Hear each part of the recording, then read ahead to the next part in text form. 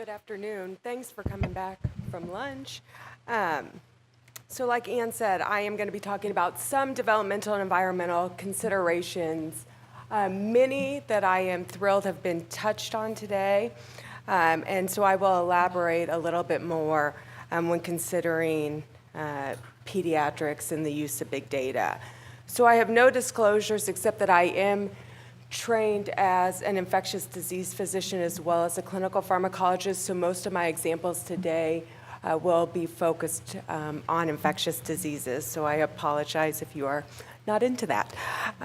So my objectives are really going to be to highlight some of the key differences in pediatric exposures when compared to adults, and discuss some factors that may influence interpretation of results obtained from big data in pediatrics. And then finally, I do want to recognize some of the very important information that we know is pertinent to pediatric drug exposure, but that is currently typically not readily accessible in big data. And so if one point has been made clear during this two-day workshop, I would say that the link or the causality between drug exposure and adverse drug reaction is not a clear line at all. Many would argue that it looks like this, or that often it does not connect directly drug exposure to these undesired effects. For those of you who attended the last ADEPT meeting, I do want to continue the discussion that Steve Leader, who's my mentor back in Kansas City, discussed, as I believe the environmental exposures as related to pediatrics and drugs is very pertinent. And so I borrowed this slide from his previous talk presented this past April here. And for those of us who are familiar at all with clinical pharmacology, we are very familiar with this cartoon illustrating the textbook drug exposure. And so, as you all know, a drug is administered, and over a period of time, the drug concentrations are obtained, and that area under the curve, I don't know, do I have a pointer?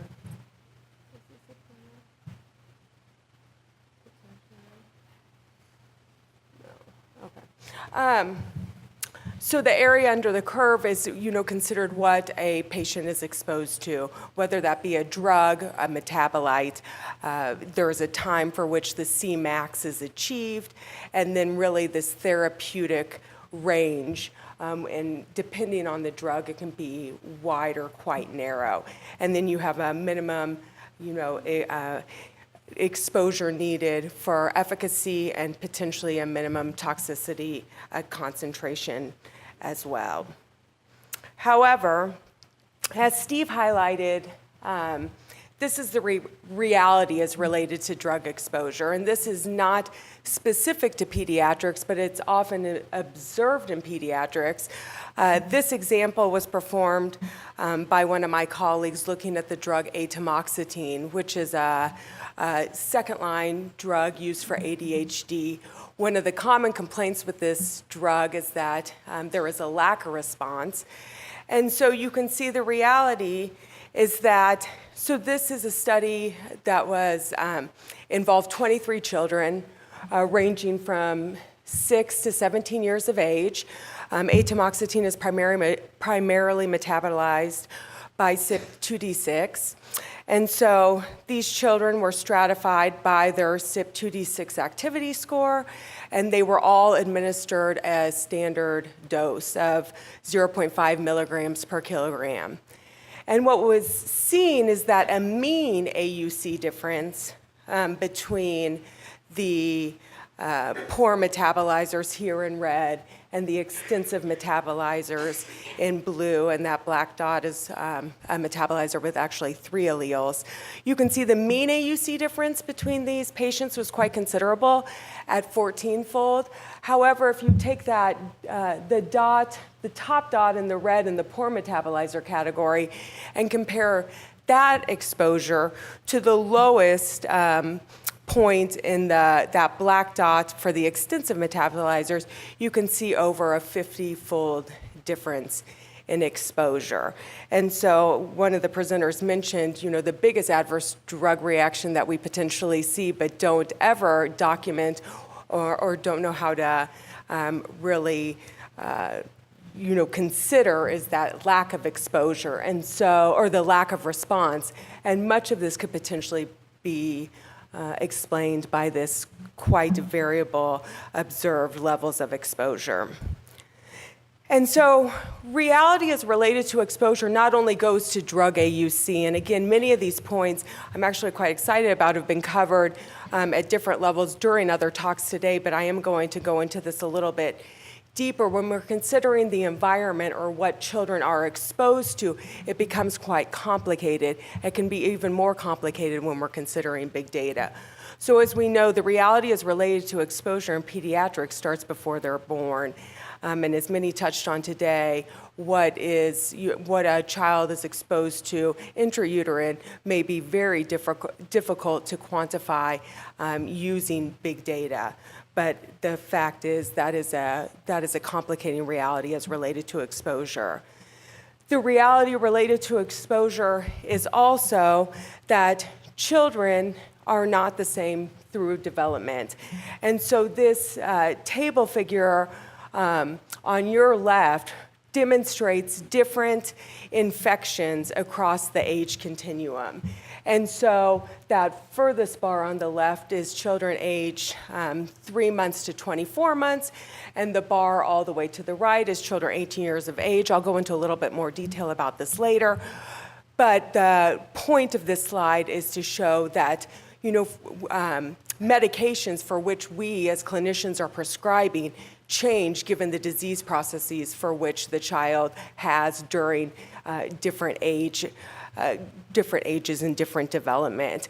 Furthermore, the quantity or number of times a child is prescribed a medication is also dependent upon age and the different infections, in this case, for which a child has. And so in this, I'm sorry that it's so small, but in this table, it shows that children aged 0 to 2 years, for prescriptions per 1,000 persons for antibiotics, in the age group of 0 to 2, it's over 1,000, so about 1,300 prescriptions per 1,000 persons. Where in the age of 10 to 19-year-olds, it is half of that, down to 691 prescriptions per 1,000 persons. And then finally, I always think that the immunization tables provided by the CDC and the ACIP highlights this very appropriately. So again, the table on the left outlines the immunization schedule for those children 0 to 18 years of age, and then on the right is the immunization schedule for adults. And so these realities as related to exposure have to be considered when we are talking about what children are being prescribed and the potential adverse reactions related to those. And so, again, people have touched on these 4 V's. I actually was first introduced to this in a paper that was talking about big data and behavioral and development, and quickly realized that although in that study they were really looking at behavior and things and changes in behavior, that it's really related to development overall and pediatrics. And so for the rest of this talk, I am going to refer to these 4 V's in a little bit more detail, again, as related to children and potentially big data. So first, volume. So the number of participants or data points which has been discussed during different presentations over these past 2 days. But overall, the volume in pediatrics is just lower. There are fewer drug exposures overall in pediatrics. Many studies suggest that there are actually fewer ADRs identified or reported. Many studies have looked at ADR hospital admission rates, and the data that I just listed below, this is an example of one study, but not limited to this one study, showing that the rate of pediatric adverse drug reactions resulting in hospitalization is 2 to 3 times lower than the elderly. Now, one may argue that, again, comorbidities may be in part to blame or polypharmacy. However, one could also consider that the under-recognition of adverse drug reactions in children also plays a part in this. And the expectation that children may present the same way as adults when presenting with an adverse drug reaction should not be assumed. So velocity is really the estimation of trends within and between people across time. And big data, is potentially a really nice data that could provide us some understanding of what occurs during trends, especially in pediatrics, because there are so many trends exist across the developmental spectrum. I go back to the slide because I really do think it highlights. Again, these are outpatient, this is using claims data, looking at outpatient prescriptions for antibiotics across the age continuum. And not only do you again see that the colors change significantly in the percentage that make up why an antimicrobial is prescribed. Much of this makes sense. Otitis media occurs in the first 2 years of life most commonly, where group A strep doesn't occur typically until you're a school-age child. Acne obviously is not observed until the teenage years. What I do want to highlight is that top beige bar or white bar on the screen is that unlinked encounters also goes up significantly across these age groups, and you'll see that nearly 35% of the adolescents who were prescribed antimicrobials had an unlinked encounter. And as defined in this study, it means that they did not seek direct medical care or had nothing claimed, although they were prescribed anti-infective. And so when we're talking about trends or velocity or using big data, again, I think antibiotics is a really good example of potentially areas where big data may be very helpful, but I also want to highlight some potential pitfalls. So antibiotic exposure in infancy and at a young age, and the results of it potentially leading to overweight or obesity has become a significant concern. Subtherapeutic levels of antibiotics have been used in animals since the 1950s to promote growth in the food industry. And so the thought that potentially antimicrobial exposure early in childhood, infancy, could result in the overweight or obesity is a realistic thought and worth investigating further. So this was a study using a large data set from Finland and really trying to evaluate whether antimicrobial exposure within these first 24 months of life resulted in a child being overweight. And so this involved over 12,000 children. Of course, young children are ideal to study in this realm potentially because they have so many well-child visits. And so weight is obtained frequently. And what you can see is on the y-axis how they classified overweight or overweight in this study was a BMI for age Z-score difference at greater than 24 months of age. And that's important because the next study I'll refer to did not use BMI.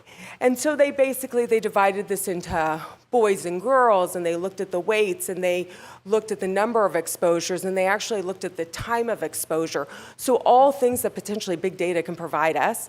And their conclusion was indeed that antibiotic exposure resulted in child gaining weight as compared to those who did not have an exposure. And exposure in the first 6 months of life resulted in a larger weight gain than those who were not exposed.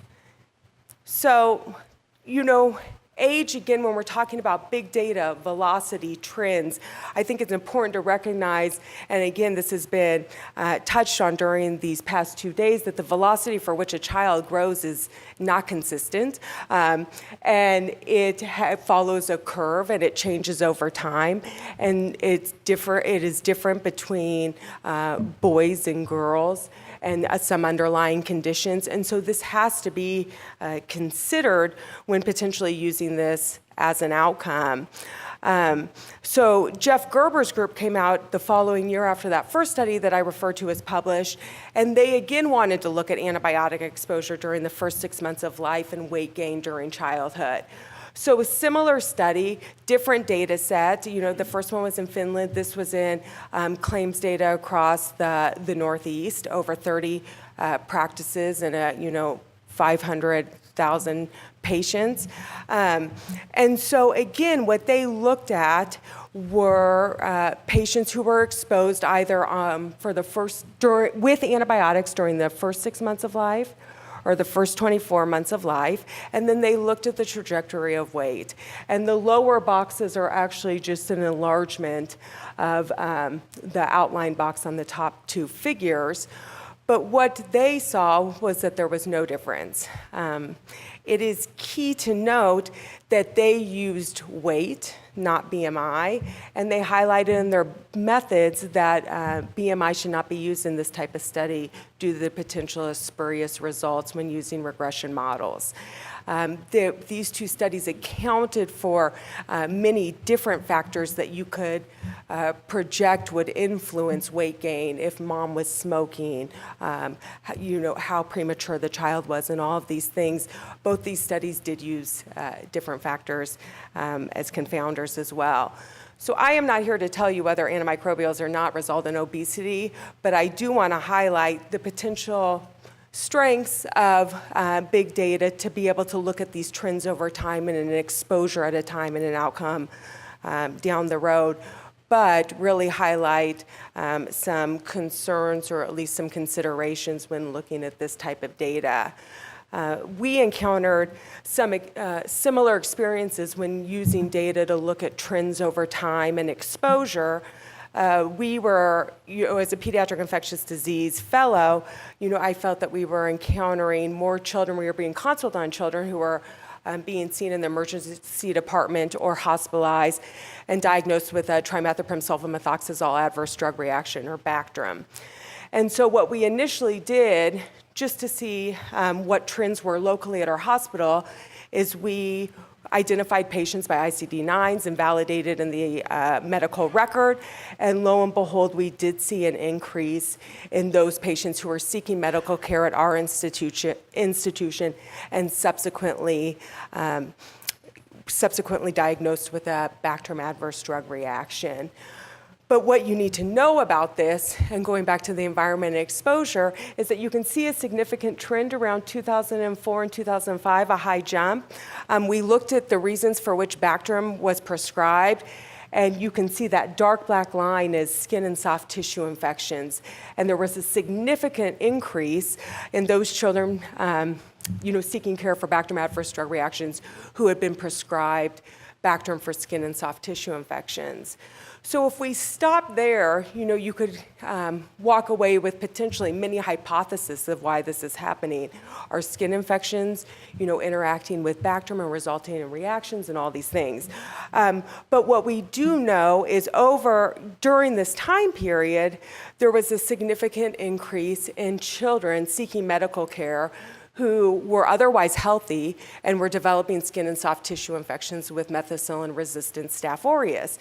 And so I've overlaid this with data of children across the U.S. seeking medical care for Staph aureus infections. That top line is the blue trajectory of just Staph aureus infections overall.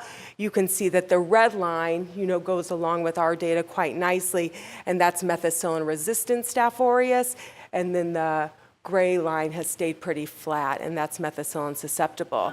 So why do I bring this up? With methicillin-resistant Staph aureus, there are very few oral options for this in children specifically. We can't use tetracyclines due to contraindications in children less than 8 years of age.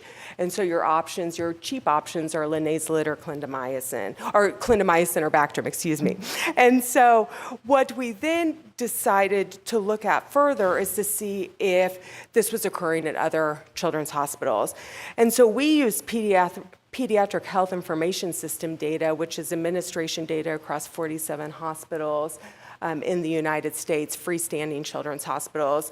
And we saw a similar trend from 2005 on, a steady increase in children who were being diagnosed with Bactrim adverse drug reactions. So then again, when you're looking at a hospitalized child, you can't see that the prescribing patterns, outside of that hospital setting. And so to really complete this story, we wanted to look at outpatient prescribing. And so we had to go to another database. And so for this, we used the CDC database. And we looked at top line is children seeking outpatient medical care for skin and soft tissue infections. And you can see it stays pretty steady. It does increase some, but it's about between 3 and 4 million over a decade, 3 and 4 million children a year. And then what the bottom line is the percentage of those children prescribed trimethoprim sulfamethoxazole for skin and soft tissue infections. And once again, consistent with our local data, at 2004, you saw a significant increase in Bactrim prescribing. And so I use this example only to highlight two things. One, that you have to know what's going on beyond what you're just seeing in the data. You have to understand prescribing patterns and the epidemiology and disease processes, regardless of what they are. And two, that potentially different data sets will provide you different information into understanding the bigger picture. So variety is, a range of measurement types employed across the developmental spectrum. And again, this has been highlighted throughout this. I put this slide together. This is defining what is normal at our institution for liver enzyme tests based on age. And you can see it varies quite a bit. The ranges change. Not all the ranges are the same per age. And so each test is, the norms for each of these tests are age dependent. And this goes beyond liver function testing.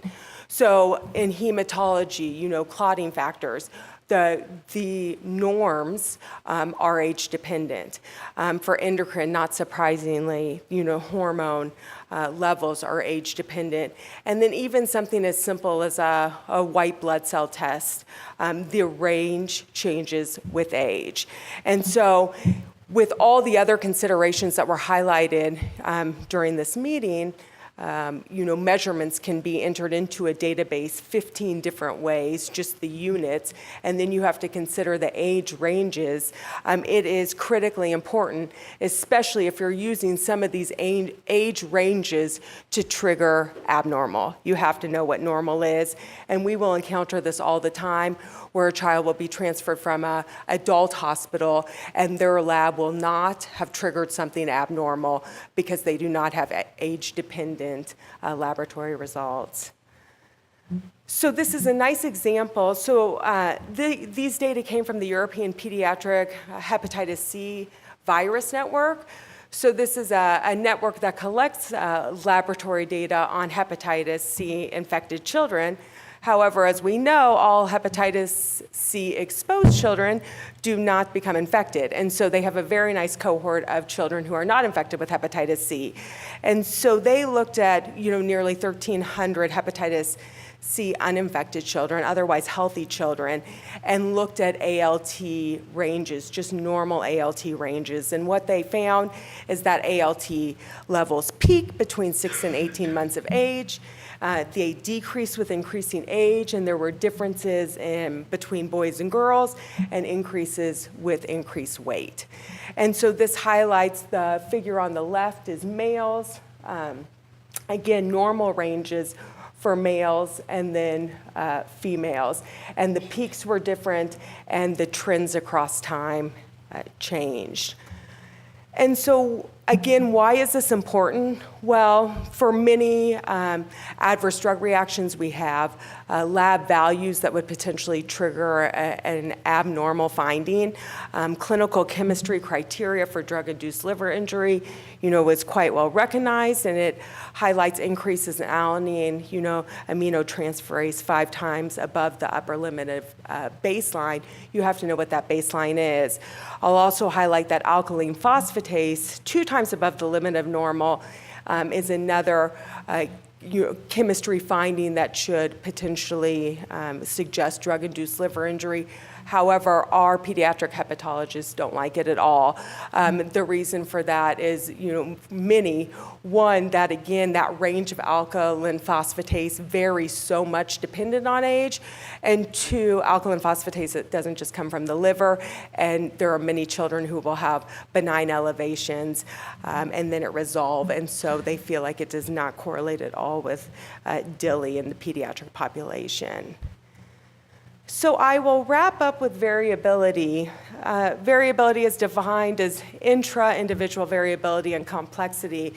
And this, if I had to select one of the V's, this is the one where probably big data still has a lot of work potentially to do to really be able to capture ontogeny and genetic variation across the age continuum.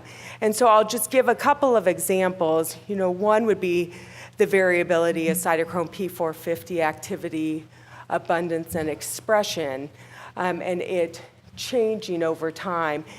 Some of this information we understand, much better than others, but this is just a heat map that was published a couple of years ago showing activity-based protein profiling, so not just expression, but activity of different P450 enzymes from hepatic microsomes, and showing from trimester 1, trimester 2, then the neonatal period, juvenile and adult.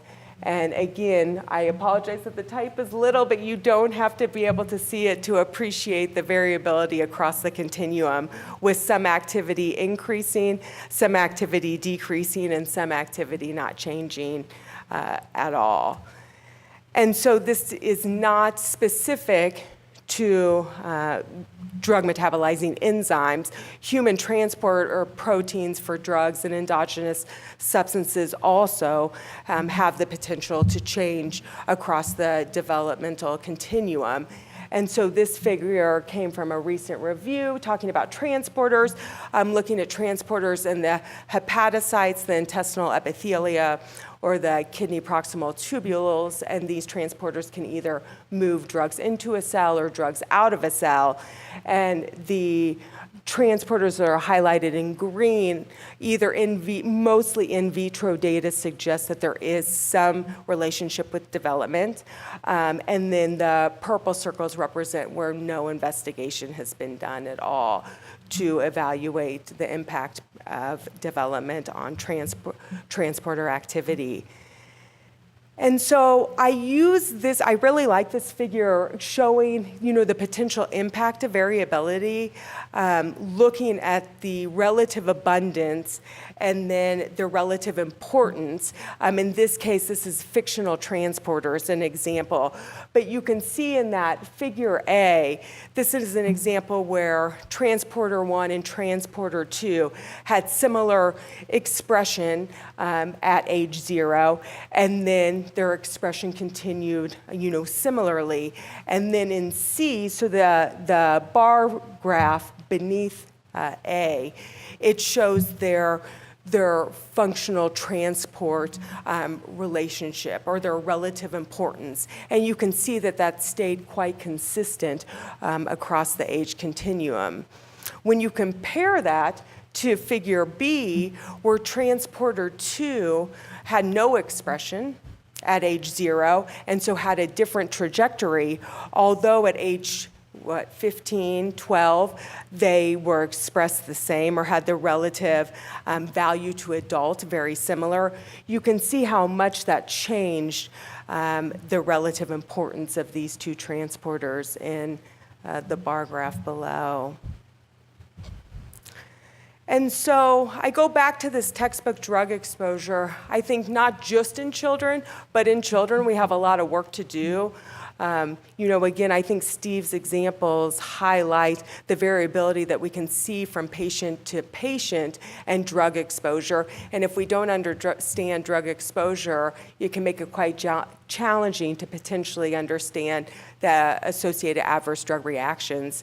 But I further want to highlight that I do think these 4 V's of volume, velocity, variety, and variability are quite important when considering the environmental impact of exposure, the drug selection that we use, and drug utilization.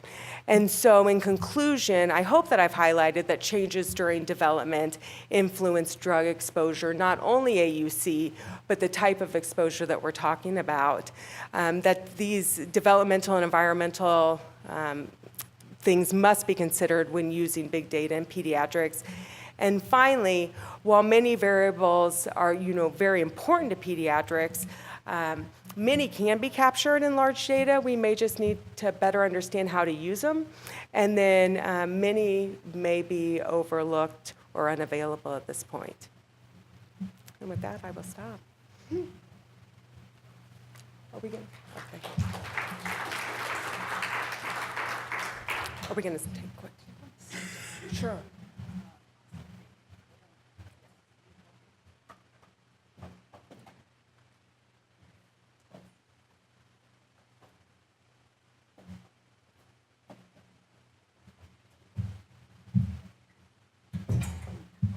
Thank you, Dr. Goldman. It occurred to me that one of the things that we've also been discussing is whether drug dose is available in some of the, quote, big data sets. So I think this is one of the areas that will be challenging moving forward, is to get that drug dose. Next is Dr. Alan Mitchell. Dr. Mitchell is one of the leading pediatric pharmacoepidemiologists and is a professor at the Boston University School of Medicine and Public Health.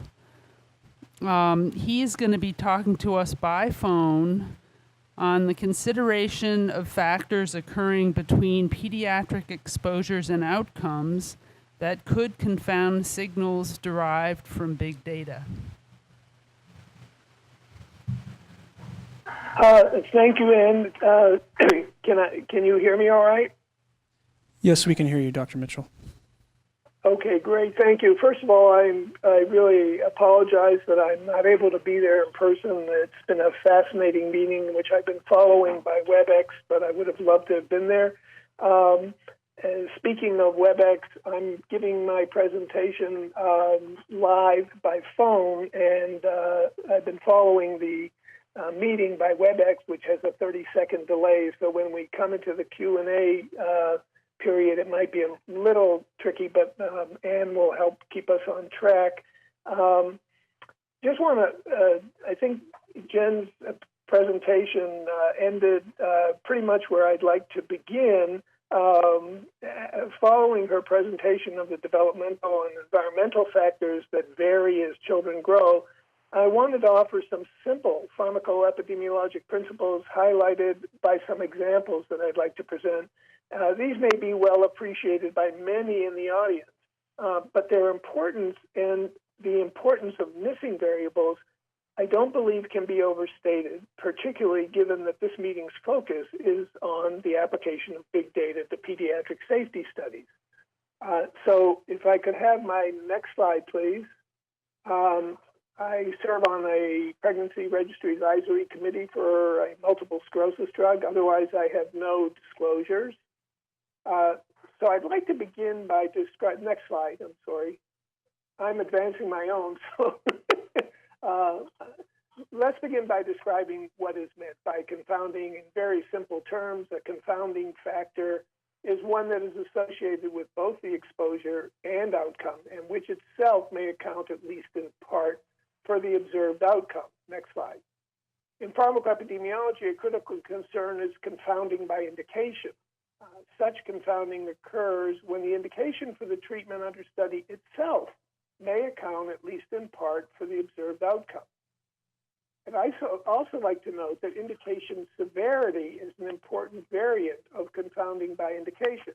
Next slide. So let's consider the following hypothetical signal identified in some hypothetical big data set. And I just need to qualify that this would be a signal derived from the time period when ibuprofen was restricted to prescription use in children. So let's imagine that hospital admission for dehydration was found to be strongly associated with short-term ibuprofen use for fever in young children. And a similar increased risk was not observed for short-term acetaminophen use for fever in young children. Could this be confounding by indication? Well, it would seem unlikely. This is the next slide, I'm sorry. It seems unlikely since both exposure groups had fever. Next slide. But what about confounding by indication severity? Next slide. Risk differences likely explained by confounding by indication severity include the fact that because ibuprofen was available only by prescription at the time and acetaminophen was available over the counter, ibuprofen users had illnesses severe enough to prompt physician contact and or visit, whereas acetaminophen would likely be used for less severe illness being available over the counter. Next slide. Dehydration is more likely to occur among children with more severe febrile illnesses. Next slide.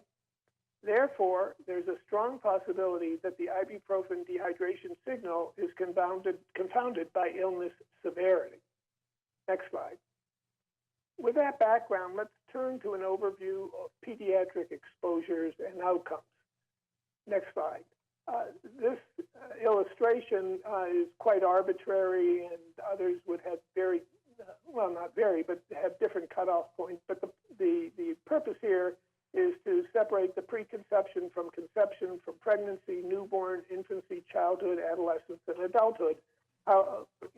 With some exceptions, one could, let's say, with the exception of conception and pregnancy, one could debate exactly how long those intervals could be, but for the purposes of this example, let's accept these. Next slide. Exposures and outcomes of interest can occur at any of these developmental stages, but it's critical to understand the specific stages in relation to the time intervals of the exposures and outcomes. Next slide.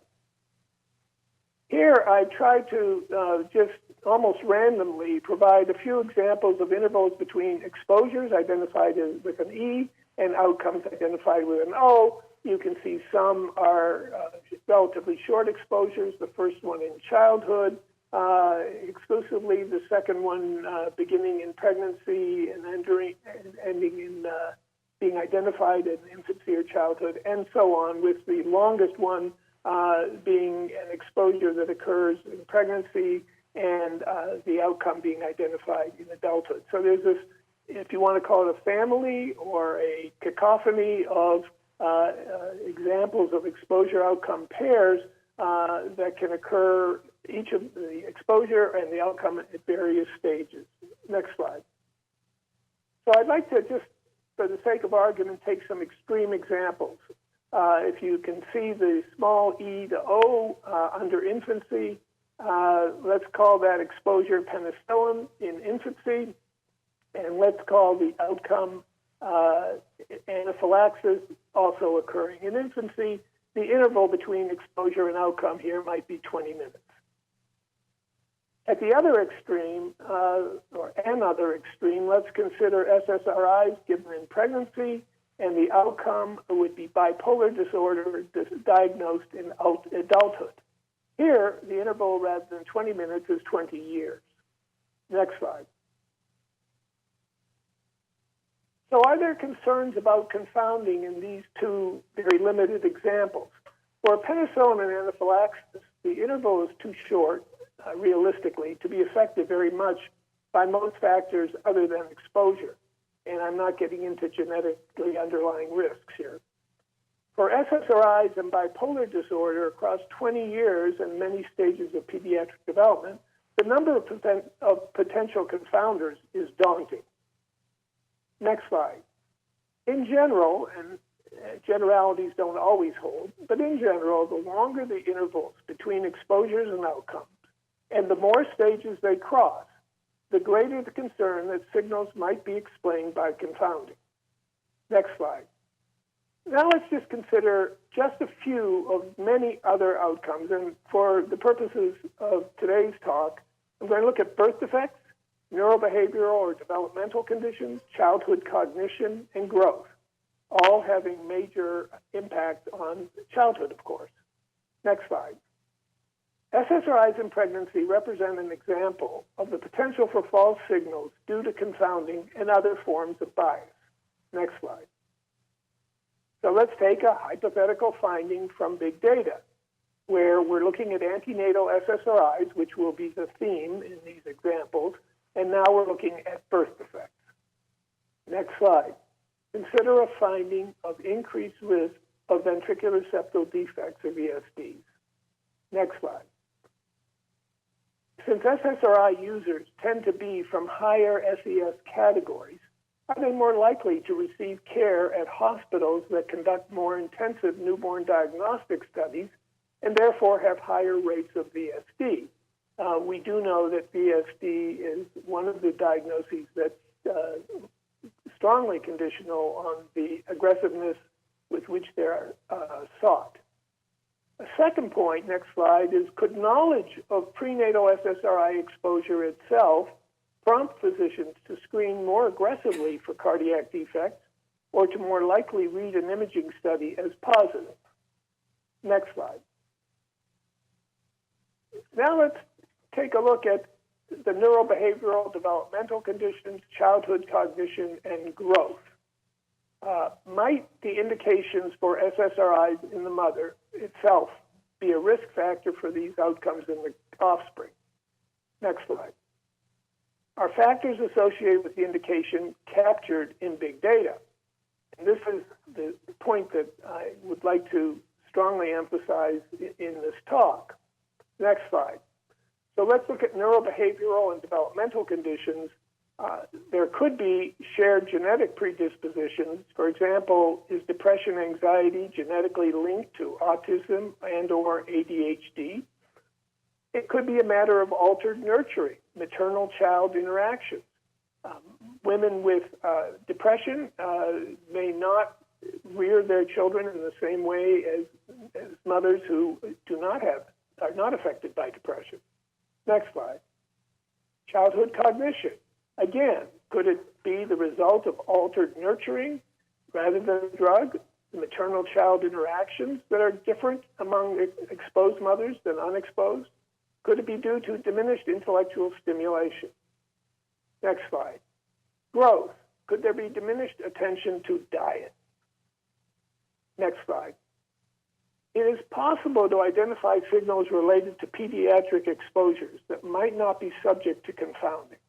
However, due diligence requires rigorous attention to the potential role of confounding, whether or not the relevant factors are identifiable in big data. As reflected in presentations over the past 2 days, development and interpretation of signals from big data require multidisciplinary expertise, including that provided by pharmacoepidemiology. And I just would like to add a point before the last slide, and that is that the focus of this relatively brief talk, because I'd like to leave more time for the discussion, is really on signal detection, which is one of the real strengths, or hypothesis generation, if you will, which is one of the real strengths that we see in the potential use of big data. But it's in signal generation where we have to be, I think, most careful, if you will, about absent data which could explain signals through a confounding mechanism.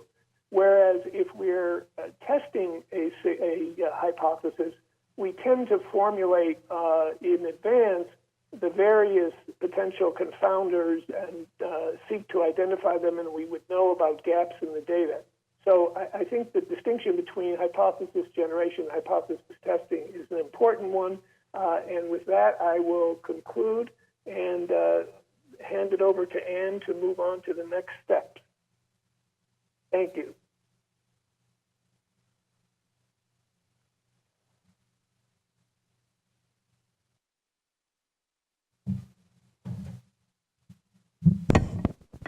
Thank you very much, Dr. Mitchell. That was terrific. A good segue to the discussion we're about to have.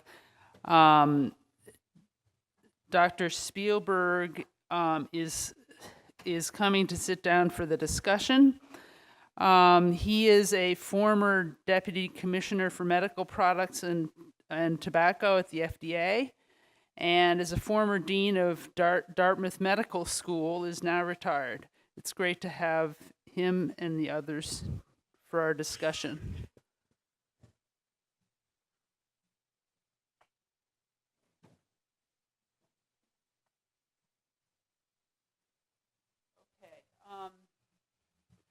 Alan, do you want to start this off, and I'll just kind of be there in case there are questions from the floor?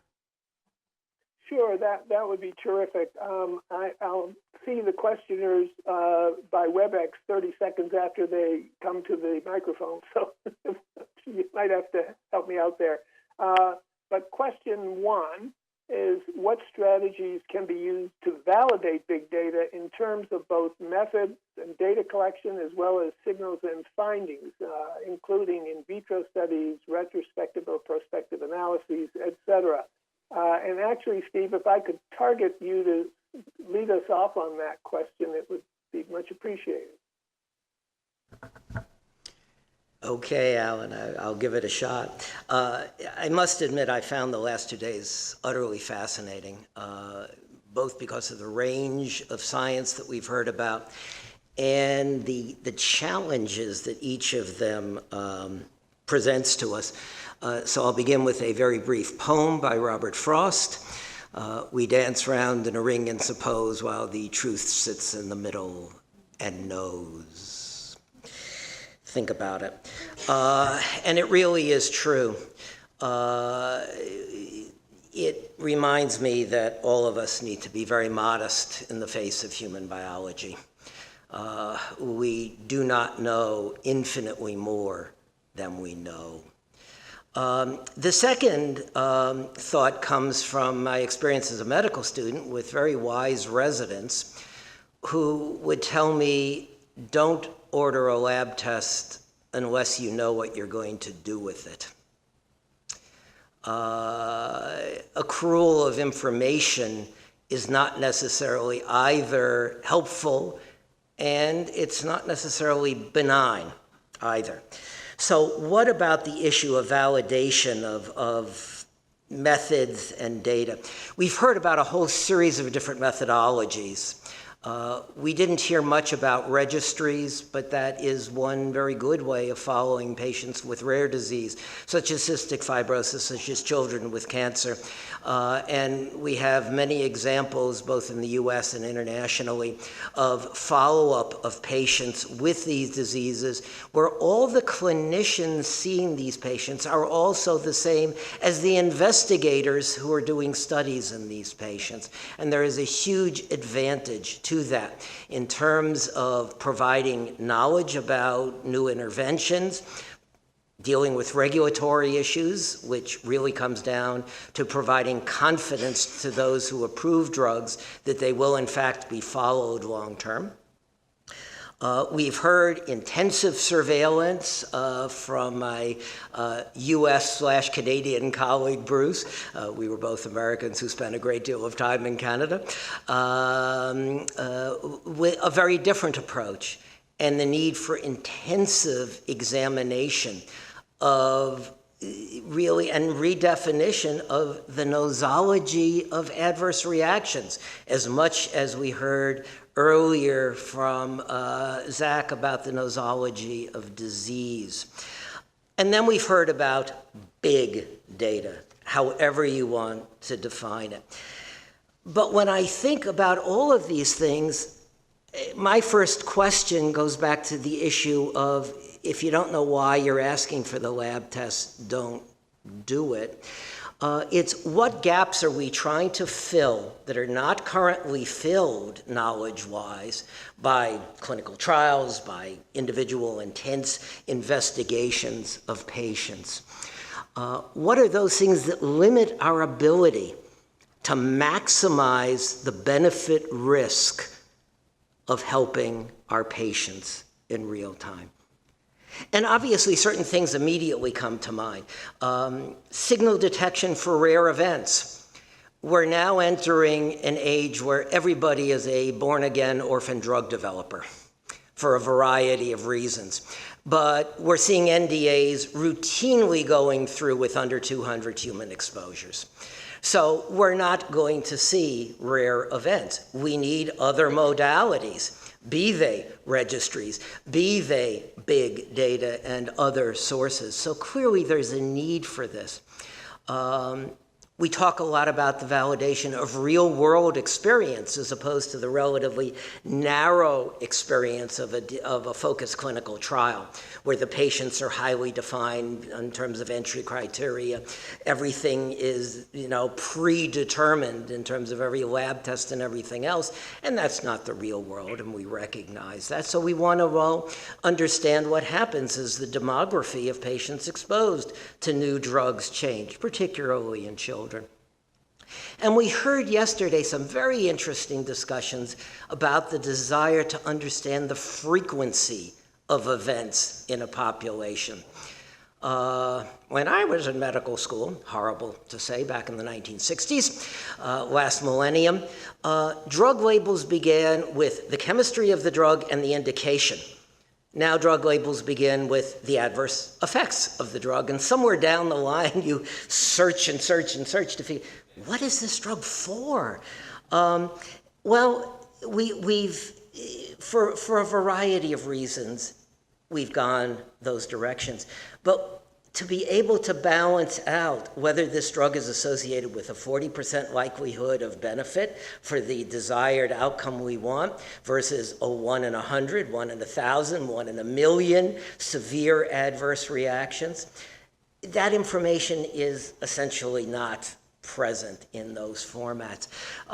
So clearly we need ways of looking at patients in the real world, and whether it's through use of electronic records, other sources, crowdsourcing to find out if people are looking up influenza as a way of picking up incipient epidemics before the CDC can.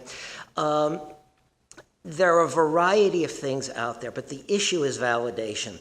And the only thing I can say about validation is, as a doctor for the last 45 years caring for children and writing prescriptions, I don't want to use non-validated information because it's going to hurt my patients. That's the bottom line. And how do we validate these things? One of the things we talked about a little bit is cross-validation, because we heard from Jen now about detailed knowledge of the ontogeny and development of processes that are involved in drug clearance. We're now beginning to explore the ontogeny of pharmacodynamic effects in children as well.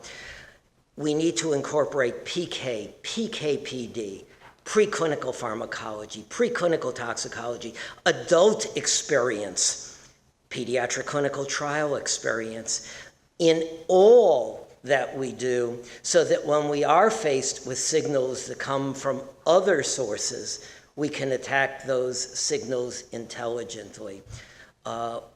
We've got to get our EHRs into a modality that makes sense.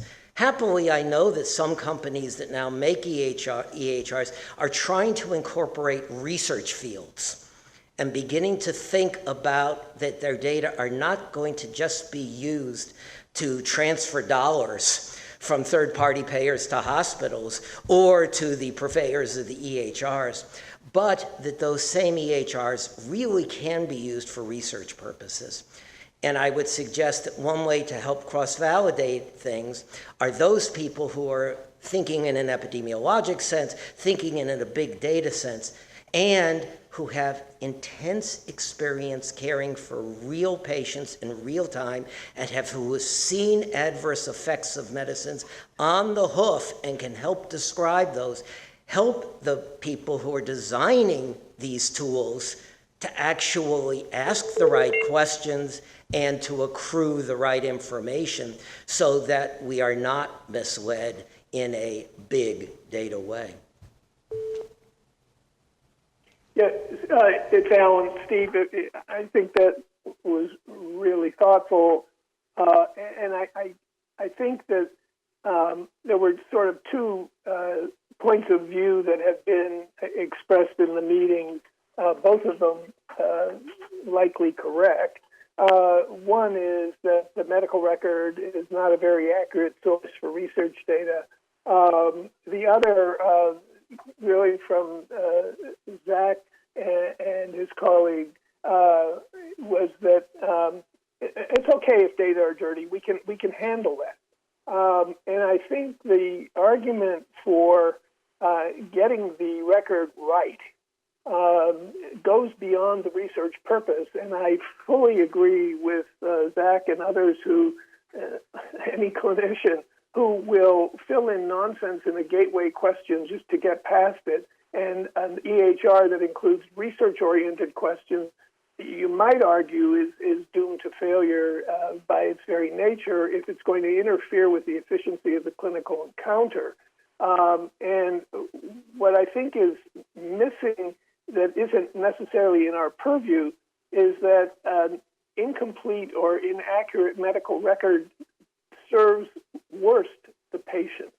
And I know of young physicians who will remain nameless in my own family who were furious that when they started their clinical rotations, the prior physician was simply cutting and pasting the history and physical from the child's prior encounter into the current encounter.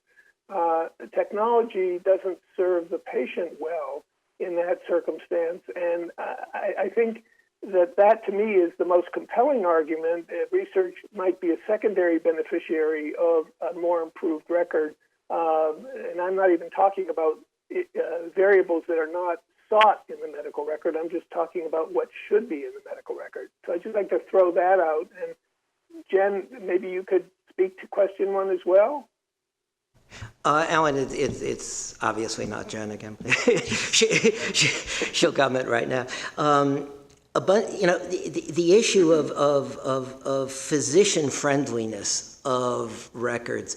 I mean, these things were obviously created by people who had never been a busy practitioner or a busy resident on a ward and never thought what the consequences were. But there's simple things that can be done. Years ago, I had talked to a whole bunch of manufacturers of EHRs. You know, FDA now gets over 1 million adverse reaction reports a year, 3,500 forms. Most of them have zero value. You know, Mrs. Jones was on a medicine. We don't know what the dose was. We don't know what the indication was. We don't know what the batch number was in case it was a bad batch of the medicine. We don't know how long it took for the adverse reaction to occur. The reality of it is all that information to populate a 3,500 form, which takes about 25 minutes, I've done them, is in the electronic record. It's all there. It's just populating fields. And I try to convince the manufacturers of these things to have a Create 3,500 form. Button. Boom. And it would be done. You'd have all the pharmacy information. You'd have all the nursing information. You'd have all the laboratory values. You'd have the timing. You'd have the dose. You'd have the route. No one wanted to do it. But the reality of it is, look, I mean, there are so many incredibly brilliant minds in computer science these days. If they sat down with a dozen busy residents and a dozen busy practitioners, it should be trivial, to use an engineering term, to create really, truly user-friendly electronic records that don't take more time, have more richness, can be conveyed from doctor to doctor so doctors know what happened to the patient, improve patient care, and give us research. So it's a plea for anyone who wants to do that. Could be a good job. Yeah, I hear you well, Steve, and I think the way I heard it initially was that the creators of the record should be asking additional questions of the practitioner, but what you're describing is the sort of the perfect marriage between the electronic capture of information and the creation of a research purpose by a simple maybe keystroke on the part of the clinician. So point made. Well done. Thanks. Alan, I'll just make a couple of comments about validation. Making sense of the data was mentioned several times throughout these 2 days. And I do think that's an important component of it, obviously, bringing those who are actually using the drug in clinical practice and seeing if some of the findings are relevant, make sense. But I don't want to totally discourage, unexpected signals or findings that potentially may not have been dreamt up in a million years. I think with those kind of findings, if they potentially don't make sense, are replicated in different data sets, and are intriguing, then I think that's a consideration to see if it is, plausible, and whether that means going to the bench and doing further investigation, whether it be drug-drug interactions and side effects that have not previously been described. I think further investigation has to be done, and where that is when you can take clinical data and potentially then investigate it further, perform research, and do some bench work to further determine plausibility overall. That's it. Good point. And I don't think anyone was suggesting that we abandon the opportunity for discovery, but rather use considerable caution in interpreting any signal and look for both validation, whether it's through replication in other data sets or other means. So I'm not sure if we've sufficiently answered question one, but I suspect we've answered it as well as everybody else has answered their questions. Yeah, we might want to just ask if there's anybody else in the audience that wants to address question one. Okay, no one in the audience. Okay, let's go to question two. So this is, what can prior efforts to validate large data sets teach us about expected challenges and strategies in working with big data? And I think, Steve, you had actually some real-world experience that you might be able to offer. Sure. I'd like to talk about OMOP, which is not a kitchen appliance. It was the Observational Medical Outcomes Partnership, which predated Sentinel. And it was a joint effort on the part of industry and FDA to try to validate the utility of large data sets from large healthcare providers. Janet Woodcock, our colleague at FDA, chaired the scientific committee along with a colleague from industry. Pat Ryan was heavily involved in this, and I'm actually going to go back to his concluding thoughts from that. The way it was set up, it was an interesting experimental paradigm. It set up half a dozen known pairs of drugs and adverse outcomes that we know from other sources, either from clinical trials, case reports, replication studies. One of them was ACE inhibitors and angioedema and cough. They were then examined to see if electronic systems from large systems, one was the VA, one was Kaiser Permanente, several other very large systems, could detect what we know exists. And it was powered well into the range to be able to detect the prevalence of these kinds of events. The bottom line is yes and no. There were some pairs that replicated pretty well across sites. There were other very well-known pairs that were picked up by one site and not by other sites. And method performance, and these are Pat's slides, varied by the data source, by the drug, and by the outcome. And that's important because outcomes are called different things even in different sites. When I moved as a medical student from University of Chicago to Boston Children's as a resident, all the x-rays were called different things in Boston than they were, and I had to learn a whole new language in order just to order, for heaven's sakes, a flat plate of the abdomen, which in Boston was a KUB, kidneys, ureter, and bladder, which is not why we were doing the x-rays in the first place. But the bottom line is, even within the same center, people call things differently. A dermatologist calls Stevens-Johnson differently than a general internist. The method estimates were sensitive to outcome definitions and parameter settings. So depending on how you set the computer standards and the settings and the filters that you put into the system, you could get anything you want. Yes, drug A is associated with outcome B. No, drug A is not associated with outcome B.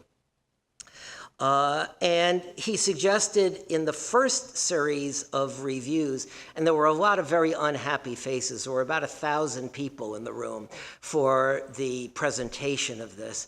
A lot of folks, I think, seeing their careers slowly dissolving.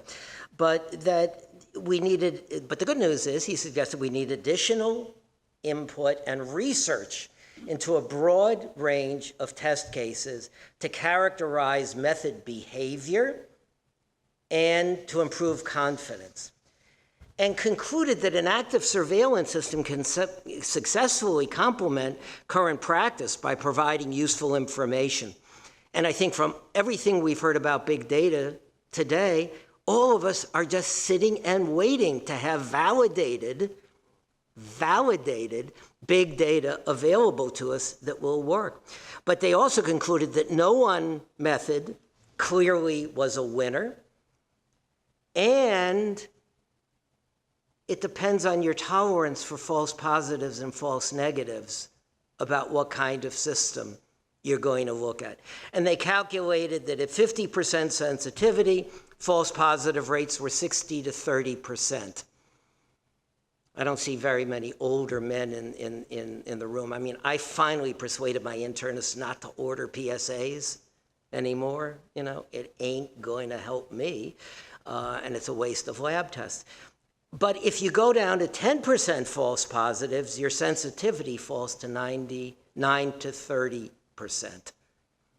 So do you want something very sensitive? Do you want something very specific? You heard Zach's example, 95% specificity, but for something 1 in 1,000, 1 in 10,000, that's going to lead to so many false positives that if you had a system that actually did that, you would consume all healthcare dollars just chasing down the false positives, much less the misery that it costs patients from diagnostic tests and biopsies and all sorts of things. So you got to be really cautious about this and realize that every one of our methods has trade-offs. Bruce's method is very person-intensive. It requires expertise. Registries require doctors who follow their patients forever. Many children's hospitals now on the oncology side have pediatric oncology, adolescent oncology, and adult follow-up oncology clinics. They realize the need for this, but it's expensive and difficult to do.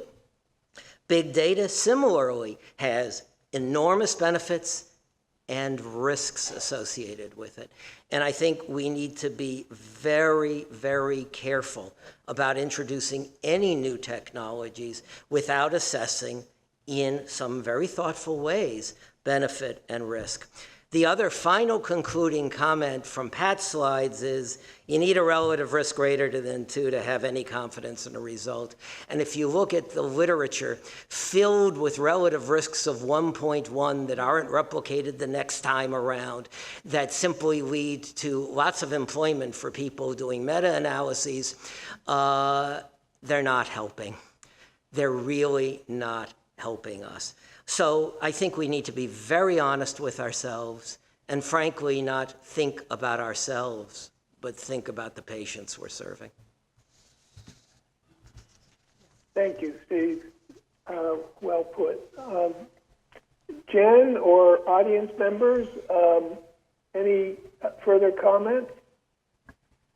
Alan, I do have just one comment addressing some challenges with big data, getting it back to the clinician. It was mentioned, that providers may have a lot of fear about AI and big data and all of these things. I want to just provide the potential other side is that providers are dying for this kind of data. They need help interpreting it. If you go to guidelines for which I use to treat my patients, you will go to our society guideline, and then you will go to the pediatric section of that society guideline, and then you'll see that most of the recommendations are based on expert opinion. And so it highlights the fact that we are already practicing much of the time without a lot of data driving our decisions. And so for those of us, myself treating relatively rare infections some of the time and not knowing what prescribers are doing, I would love access to that sort of data to help at least guide my decision making. So I provide that as just a thought. Absolutely, the data has to be good, but recognizing that some of the data that we're using now to make very important clinical decisions are based on very limited data. Fair point. Anne, are there any comments from the audience? I don't see any. Anyone from the audience have a comment on this question? Sorry, I wasn't talking into the microphone. No, there's no one. Okay. I'm sorry? Okay, so we'll move on to the next question. Can big data account for or capture the developmental changes and other factors unique to children that may directly affect findings? Here, I tried to illustrate a number of those points in my relatively brief presentation, but I think that things that are so critically important to growth and development in children are so often not captured in what we're currently calling big data, and perhaps this is where the Googles and the various apps and other electronic sources of social media might fill in gaps, but clearly issues of diet, activity, lifestyle, over-the-counter drugs, on and on, parent-child interaction are things that are very, very difficult to capture. And I was fascinated, although I had certainly known about Bruce's work through Steve Leader, that he was using surveillers, as he called them, in the hospital to abstract and capture, call it micro data, if you will, or the kinds of data that one might want to have in certain situations. I couldn't help but think that everything old is new again.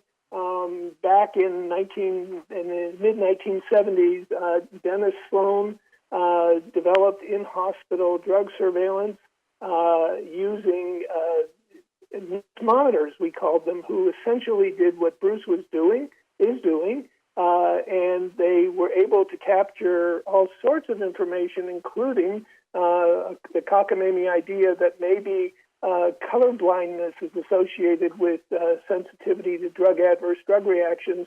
And so one of my first jobs in the 60s, working in the summer, was to administer Ishihara color blindness tests to hospitalized patients.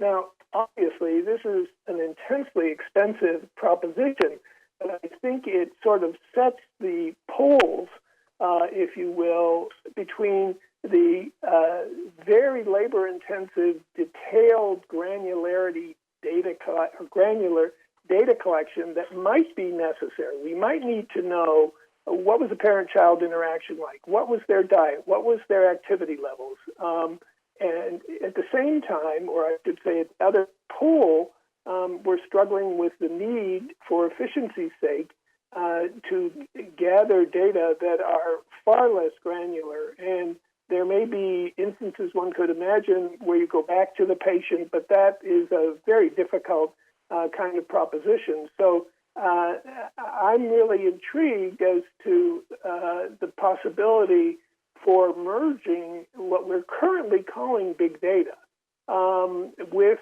some other forms of, perhaps as yet to be developed, electronic monitoring of patients, whether it's activity or diet or transcutaneous oxygen through the day in asthmatics.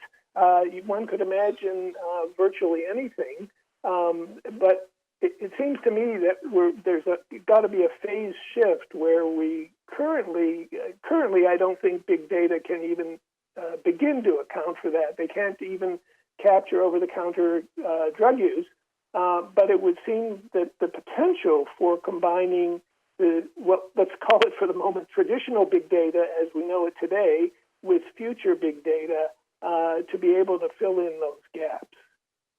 Can I just ask? Yeah, so Alan, I wanted to just ask a question to Zan. And Bruce Carlton presented his large database of that he laboriously collected clinical data. And I don't know whether either of you thinks that such a database clinically collected like that could be merged with a database that is, quote, big data. Well, I would be interested in what Bruce has to say. Yeah. I would think technically it probably can be merged. I guess the question would be to what end? Okay. It seems to me that Bruce would probably already have pretty much what the big data would have, and the big data would not have what Bruce has. But okay, so Bruce is standing right here. Yeah, so I mean, my point, I was just making this to Tammy Lasky, was that it's not that expensive. I'm talking about one individual per hospital. So I don't think that this is a competition between machine learning and my surveillance approach. I think we're aimed at very different things. I'm interested in rapid outcome to understand what the genomic and clinical factors are that create a safety problem for given drug reactions. So I think for that purpose, the NTSB approach, swarming in and collecting these cases makes a lot of sense, and working through it. The surveillers cost me, with training, about $1 million to $1.5 million a year, which is pretty cheap, in my opinion. And we're producing network-wide maybe 20 to 40 papers a year. So we do pretty well on the academic metric standpoint. So it is, I love the idea of machine learning, and I love the big data idea of using electronic systems if I saw that they could do what we've been doing. And I think we'll get there. Maybe my approach helps to decide what granularity you need, and then you go out to the big data people and say, here's what you need in order to to look at these associations. Maybe that's the approach to use. But I think they're complementary. And Steve mentioned earlier that, that's what I've always thought. Like, I think if you do a pharmacoepidemiologic study and you find a causal, or you find an association, then I should go in and verify that signal with active surveillance. If I refute that signal, then we just do more work together to figure out why that's not showing up. But I mean, that's one idea, is to use them complementary. I just shut up now. No, that's really right on. I mean, the only sin in this game is for people with different disciplines not to talk to each other in simple declarative sentences and hide behind jargon and hide behind their toys and tools. We all have our toys and tools and we all love them. But the bottom line is how you can get complementarity across. I mean, Jen talked a lot about Steve Leder's stuff. I mean, Steve was Jen's mentor. Steve was my graduate student. That's the other thing. Teach. But one of the things that does strike me that could be done, and I know because we've talked about this, often electronic records don't have adequate or accurate capture in the right fields about developmental stage or simple ontogenetic issues. I'm doing some work with an autism group at a very well-known unnamed children's hospital that has a very large autism clinic. And we had a meeting a couple of weeks ago, and there are some fairly convincing data that extreme prematurity is a risk factor for autism as these preemies grow and develop. And maybe at least part of a reason for an increase in autism, even though autism is not an entity, it is a mixed bag. So I politely asked them, in your clinics, do you know how many of your patients were premature? They never collected the data. These are pediatricians, for God's sakes. All we do is focus on growth and development. And a 1-year-old who started life as a 500 grammer is a very different animal than a 1-year-old who began life as a 4-kilo term infant and a little large for dates. That's what we're about, but we're no longer capturing it. So again, a plea for those who are trying to design systems to capture data: talk to pediatricians, talk to developmental pharmacologists, talk to Bruce, bring these disciplines together so that we are collecting actionable, usable data. Well, what a perfect segue, Steve, to question 4. Which is, how can we bring the right disciplines and people and data together to assure big data are used optimally to produce valid information? It would seem to me you've answered a large part of that question already. I think that I would simply add that, sort of everyone who's in the game needs to be in the game. And it would be included in that list that's in parentheses there: software developers, data holders, pharmacoepidemiologists, clinicians, developmental pharmacologists, and so forth. I guess my question to the panel and to the group is there either something missing from this concept, or is there an obvious sort of infrastructure under which that can be conducted? I'm not aware of anything in particular that exists to date, but I think that people in this room over the past 2 days represent a range of disciplines, and the interaction that I've observed rather remotely has been really impressive, and some of the greatest responses to presentations were from people who were not in those disciplines.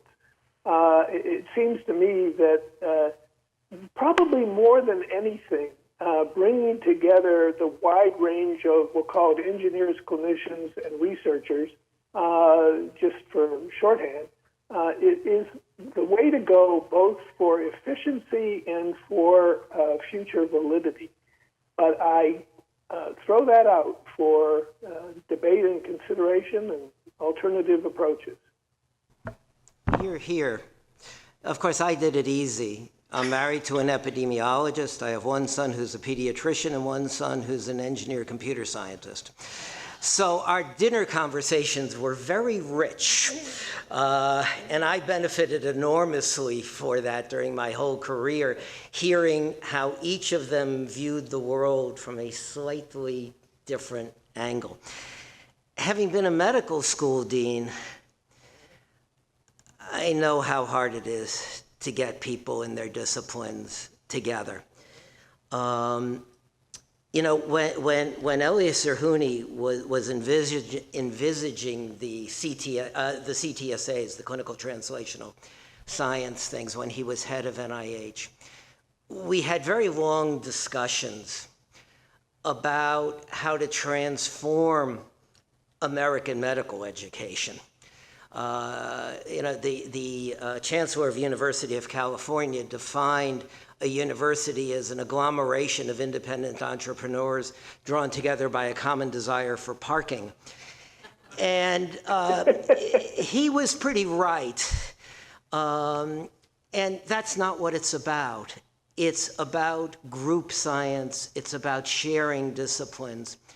And the CTSAs specifically stated in the original RFA that went out, show us how you are going to change the way you allocate resources, money, and time, and promotion for those people who collaborate and may not necessarily be the first or last author on X numbers of papers that are never read again, but are in high-profile journals, single-word journals, so you can get promoted.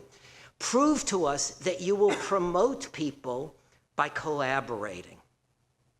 And as a dean, I saw two examples of collaboration: the business school and the engineering school. The engineers were being taught how to work together as groups from the first day out. The business students, to graduate, had to do a project together and prove they knew how to talk to each other and collaborate, or maybe even collaborate with somebody in the engineering school or someone in the medical school. We struggled to do that. I couldn't get our basic scientists to talk to clinicians about the same area of science that they were engaged in, which might have sped their research time and sped human benefit dramatically. So it is a challenge. It's an issue of human engineering. But I would argue that the best way to get there is we have to, A, admit the problem, as I think Elias did so well with the CTSAs. And I'm not negative about it. I mean, for goodness sakes, we now have got, I'm now on the council of NCATS, and we finally got the 50 sites to agree on a single IRB. To me, that's a proof for the existence of God. It's unbelievable. I never thought, even Harvard. So, you know, I mean, here we are in a situation where things have really, people are beginning to think this way. We saw two people from the same institution from radically different backgrounds addressing the same problem together. That's what we really need to do. That's what medical schools should be about. It's what universities should be about. And I think anybody in a position of authority and power, because basically people follow the money, I'll tell you, if you pay deans to do the right thing, they'll do the right thing.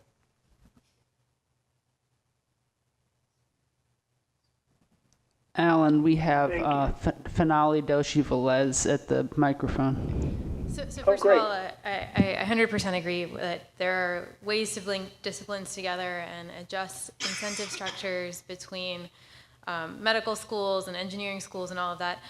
One group of people that I think is missing on this list are the administrators, and you mentioned the deans, but more broadly, At many of our venues, it seems like one of the critical barriers to translation of various things into practice is that the incentives are not in the right place for hospitals and clinical practices to explore, innovate, adopt things, and test them. And I think that's a key piece that we also need to keep in mind. How do we align those people's incentives so that all the great ideas, when we finally start talking to each other, can actually get used in practice? Absolutely. One thing that we haven't mentioned, and I think we do need to mention because they ultimately are pushing us, it's the public. It's our patients. Patient advocacy has changed the way we do a lot of things. And Zach mentioned some of the ways it can go awry.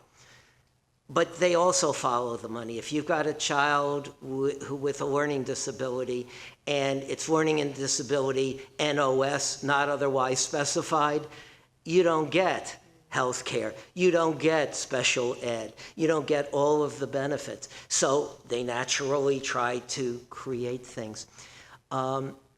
But I have been impressed, having been at multiple universities, also having been in industry for a bunch of years and having been at FDA, that in general there is indeed misalignment of incentives, including dollars. I wasn't kidding. I mean, if you really said, we're going to trash your CTSA because, in fact, you have turned down 5 people who are one of 50 authors on a paper that saved tens of thousands of lives in favor of some guy who wrote a paper that no one gives a damn about and was first author, show me you did that or you don't get your grant back. I think we have to start getting tough. And you know who's going to keep our feet to the fire? It's patients. I sat on the NIH Foundation board for a bunch of years. And it included some Nobel laureates. It included me as a token pediatrician. I was glad they wanted a pediatrician on the board, and we were doing some wonderful things. And there were 3 billionaires. And the then head of NIH would say, well, we can do this in 6 months. And they'd say, 3 months. There's no reason it should take 6 months. And the public expects this of us. When I was at FDA, the public was paying my salary. When I was in academe, the public was paying my salary. When I was in a company, the public was buying medicines and paying my salary. It's all about patients. And I think the single thing that will probably push us the most is the community saying, why aren't you doing a better job? And we better have a good answer. And I think, the thing that was so cool about a meeting like this was the willingness of people with such different backgrounds to spend time in a not wonderful hotel and sit for 2 days and actually talk to each other. So I am encouraged, and you're absolutely right. Get the incentives behind the goals, and who is going to set the goals? Those who are paying our bills. So Alan, Rishi Kamalaswaran, You say it. Yeah. Hi, Rishi Kamalaswaran from University of Tennessee. I think the discussion has been just great, and I think it's really questions that need to be asked and really considered on a more critical basis. But I feel like now more and more, especially as the industry starts to play a bigger role in healthcare, like the Apples and the Fitbits and the Googles and all of that, more and more data is being hoarded away internally, and it's becoming very difficult to have access to that data. So the public system or the health system is somehow getting separated, and data is now becoming isolated in different silos that really no one can get access to. So what are your thoughts about that, and how do you think the FDA or other regulatory organizations can play a role in actually bringing health closer together? How do you think it can? I don't know how these companies Ebert, you want to how do you think you get the Googles and the Apples to get out of a proprietary mode, still make wonderful profits, which they are due, and at the same time collaborate? So, when I look at these companies like Fitbit, where they have these application programming interfaces, APIs, where researchers can tap into the record, but it's housed within Fitbit servers. It's controlled by Fitbit. Fitbit tells you what you can do with that data. And then same with, I'm not so much with Apple and not so much with Google, but it really has to be, I think, something from the regulatory body side. Someone has to step in and say, this is not your data, this is people's data, and they have the right to claim their data. Otherwise, no one's going to share it. It's of monetary value. It's not something that companies would really want to willingly dispose of. Do you think business leaders like Bill Gates could charge the effort? He's done an incredible amount. That's right. Yeah, I think so. I think it needs to come from, now lots of these. I mean, with Apple, this discussion has been about we don't want to. It's not that we don't want to give the data; it's that we want to protect the data. So the argument has been turned on its head, and then that just makes it so difficult for anyone to say, well, I don't want to go against privacy. I don't want to ask for the data. Maybe I shouldn't be asking for the data. But really, who's going to spearhead the effort? I don't know. I think it's a difficult little quagmire we're in, and I think it's going to get worse as more and more private companies start to take control of health data and claim it as their own. Well, this is Alan jumping in. I'm not sure the regulatory approach would cut the mustard. I think Steve's suggestion about Bill Gates, or simply the notion that these fabulously profitable data holders, if you will, have a compact with their users, which they take very seriously. And of course, there's also the profit motive. But I think there is increasingly among the leadership of many of these companies a philanthropic, public health-oriented perspective, which rather than by bullying, by encouragement and public support, might be encouraged. I think one of the ironic concerns is that the public is seemingly quite happy to provide all sorts of personal data to, inadvertently or inadvertently, as they say, to these commercial operations, but are quite reluctant oftentimes to share their medical research data, which are far more protective and less commercially used. But I think the whole notion of a public compact is something that ought to be explored. It's something that I think the European countries have accepted as the norm for many years, which is one of the benefits you get as a citizen of this country is new developments in healthcare. And the cost for that is a social contract that your data, with obvious appropriate protections, would be used to further that benefit for you and other people in the that entity, whether it's a country or a larger entity. And I think that the notion of getting for-profit companies to share data with others is a very noble one. I'm not sure I'd give up at the outset without first making a very well-crafted appeal to those who own that data. They would have to convince their users, and they would also have to convince their boards. But if there were a really good example of where that collaboration could benefit the public, I'm not so sure there wouldn't be some public momentum to support it. Alan, I think do we have one more person? Are you wanting to come to the microphone?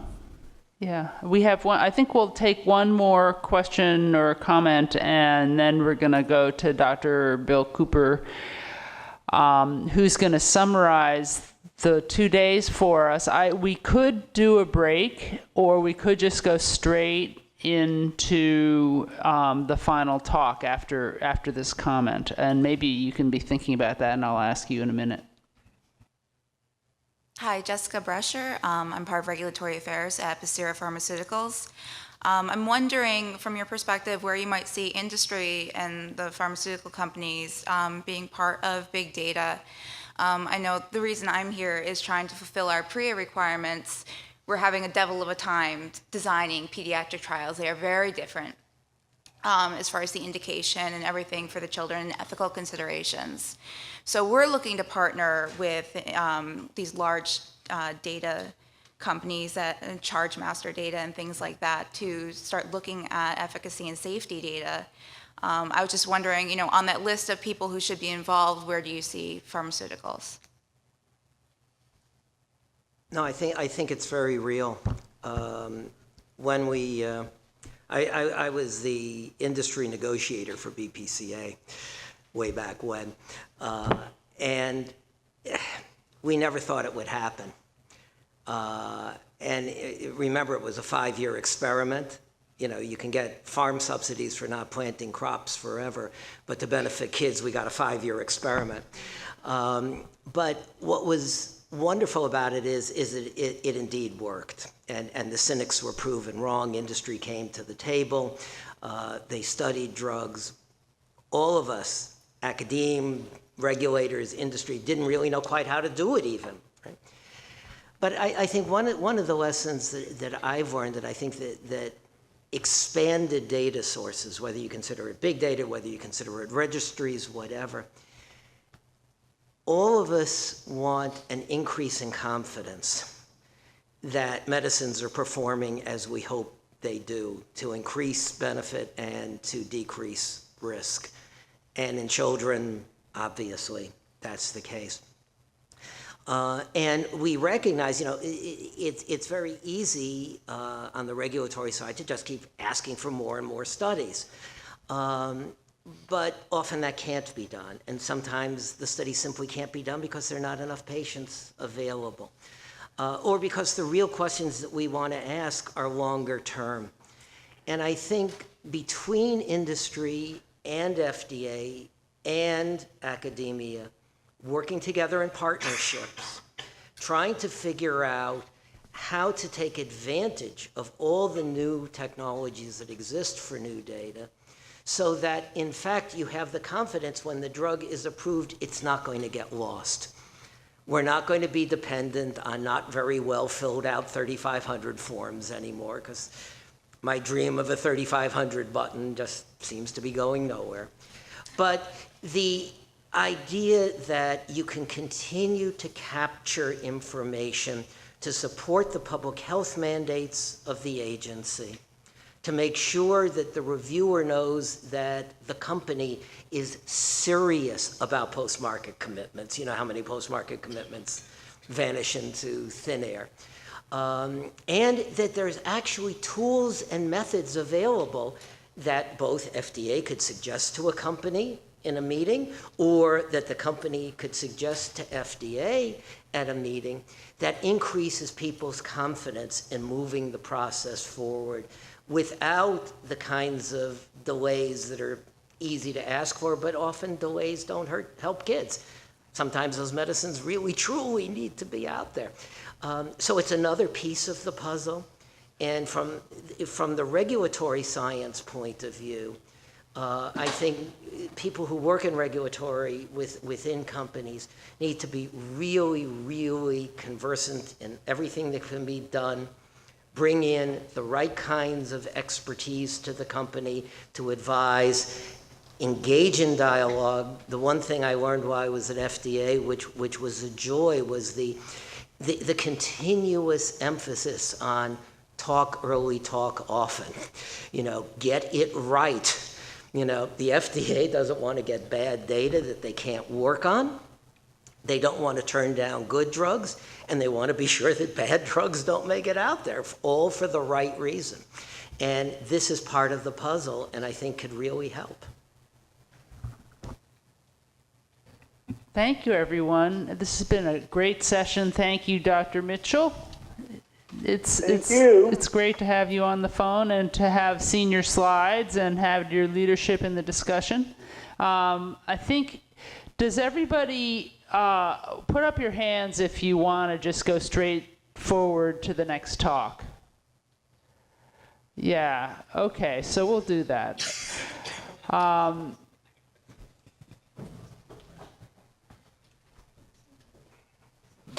So I'm going to just really quickly introduce Dr.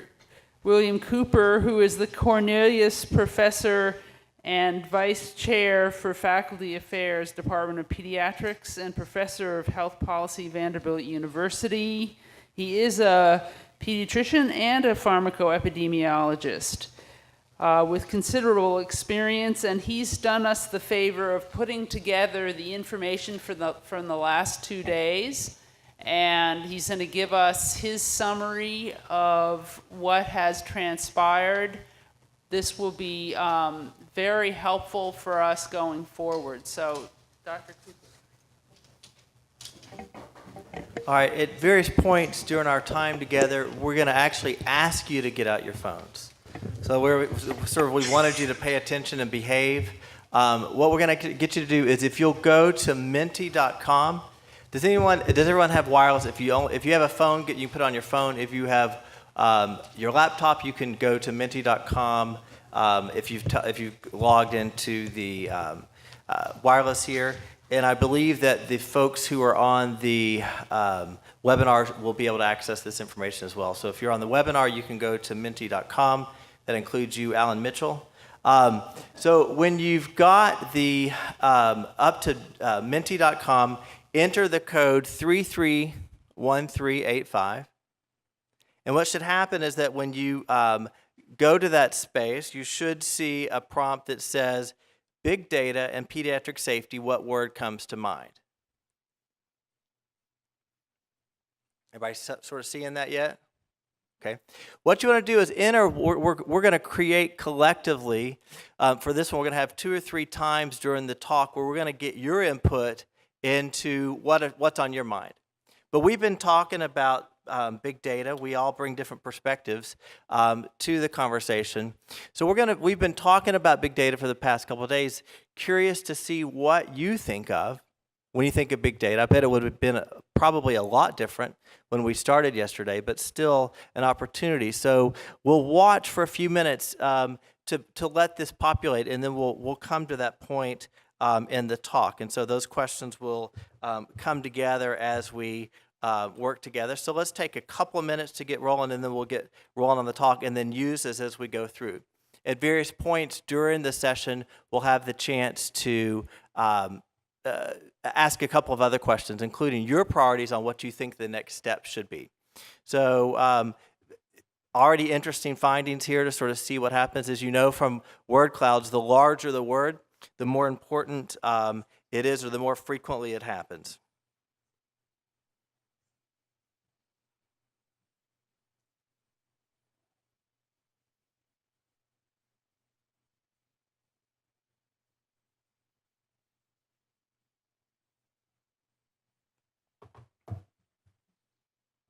All right, so you can continue to do that, and we'll come back, as I said, we'll come back to this at various points.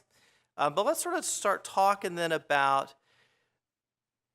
the main things that sort of, and I do, like the rest of the speakers, I sort of offer my observations with a fair amount of humility, being surrounded by some of the world's leading experts in this field.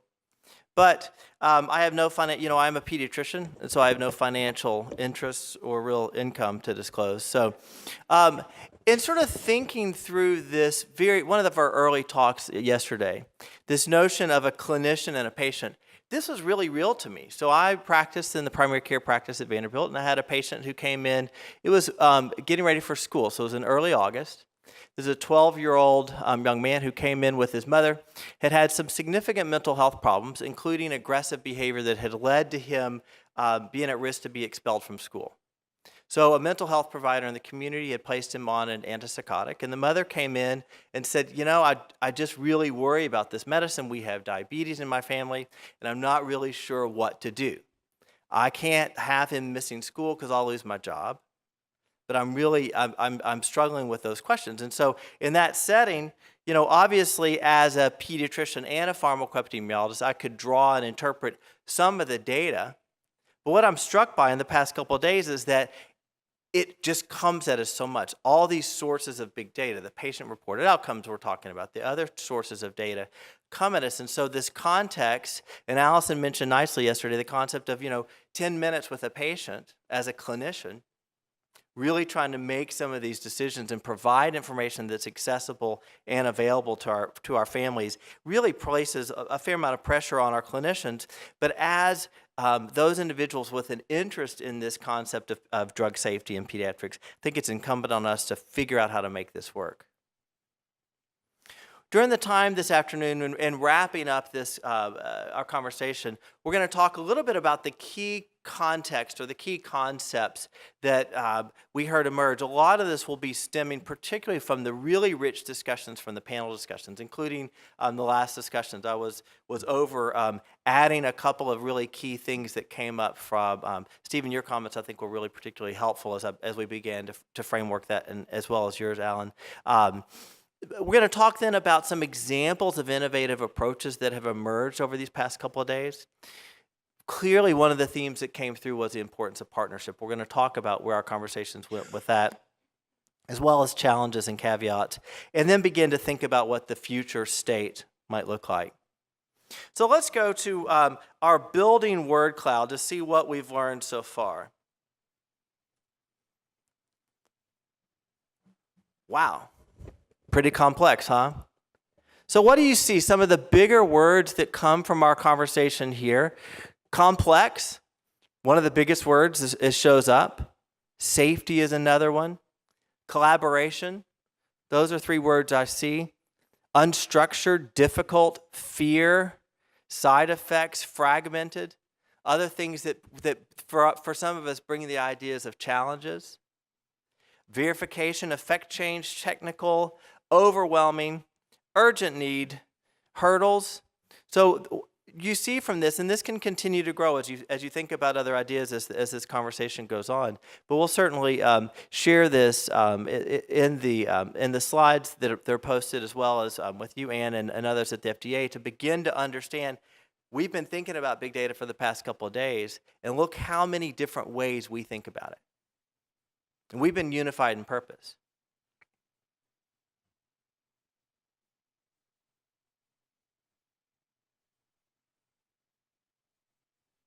I think Rob Califf set an excellent stage for us yesterday in saying that we really need to think about a paradigm shift, and clearly we've turned this conversation from a national system to a global system of thinking about paradigm shift, from passive surveillance to active surveillance, and leveraging real-world evidence and embedded data and patient-reported outcomes and other things to really help guide our conversation.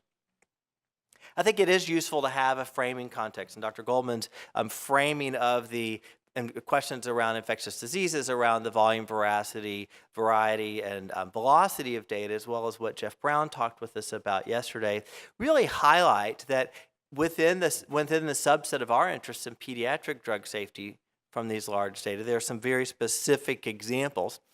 And we know that age is not a barrier to sort of understanding these things, but we sure do have to record it right. A 1-month-old who is in the first year of life is so different than an 11-month-old. And if that's a former 25-week premature infant, even different more.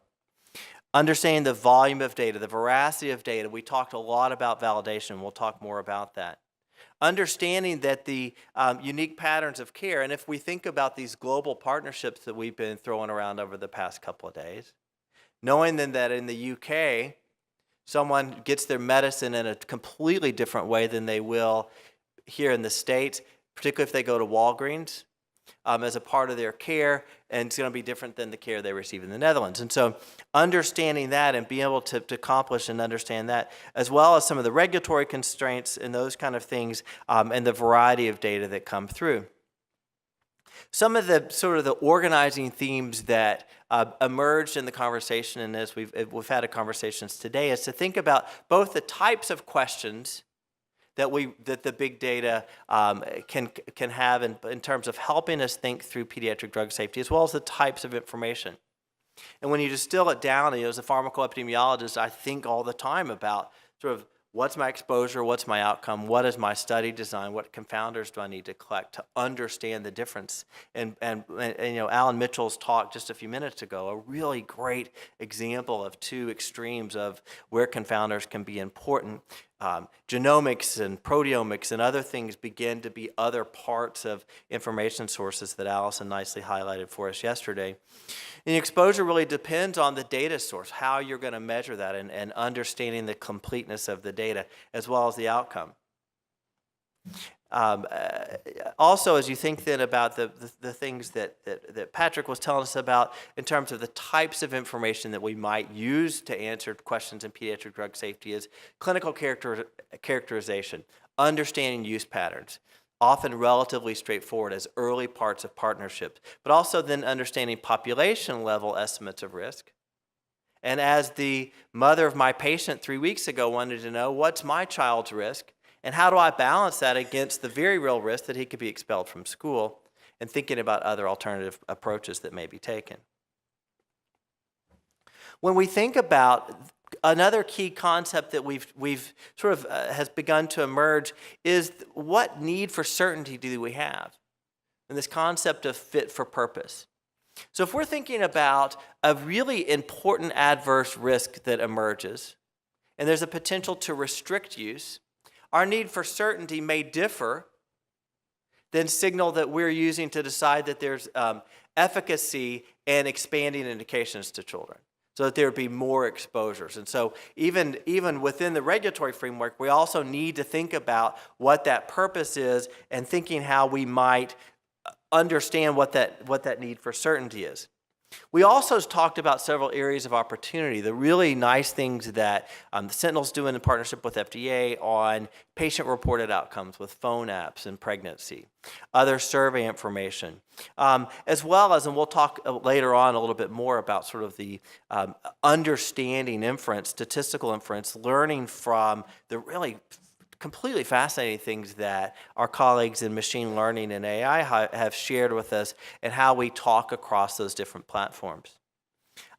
Here, Wayne Ray was my primary research mentor throughout in the early parts of my career, and really sort of formed how I think about pharmacoepi. And Wayne used to always tell me, when we use Medicaid data and vital records and medical records to do our studies, and it was always dirty. But the notion of what we have to do is to approach these dirty data with a clean mind, right? And so thinking through how we consider the best approaches, knowing that there's limitations to the data, and if we include, as Jeff suggested, things that are clearly incorrect without understanding how the data are structured, it's shame on us. And so these approaches, I think, are important things to think through. Another key concept that emerged in our conversations over the past couple of days was the notion of validation. And you recall early on when we were sort of posing the questions of validation, to some validation meant validating data elements. To some, validation meant validating findings and thinking about inference. For me, I do study validating whether or not birth defects are present by going out and reviewing medical records, or looking for sudden cardiac death or AMI or stroke. So that was where I was heading with that, but it was an entirely different thing. So we have to understand, it highlights the notion of making sure we're using the same language, though even the same word means something different to us. But let's sort of split those things out. So validation of data elements, there's several approaches that can be made. Medical record review, triangulating around things, taking samples to understand that, assuring that if we're assessing a potential causal relationship, or at least an association, that we are confident in the temporal relationship between the exposure and the outcome that we're measuring. or as we talked about earlier today in some of the presentations, the completeness of the data that we're examining against what would be expected based on population norms, based on prior studies, to ensure that you actually are capturing the things that you think you are. The second part of validation, as we've come to learn over these past couple of days, is also validation of findings. And this is where I think we've got great opportunity. We need new statistical paradigms to understand this. It's also important to think about how do we validate data across multiple sites using either distributed analysis in a common data model, such as the Sentinel approach is taken, or the Odyssey approach with multiple studies and either independent replication simultaneously or multiple studies done in series. Still the opportunities to think through validation and really understanding what our estimates of precision and avoiding being fooled by overly precise estimates.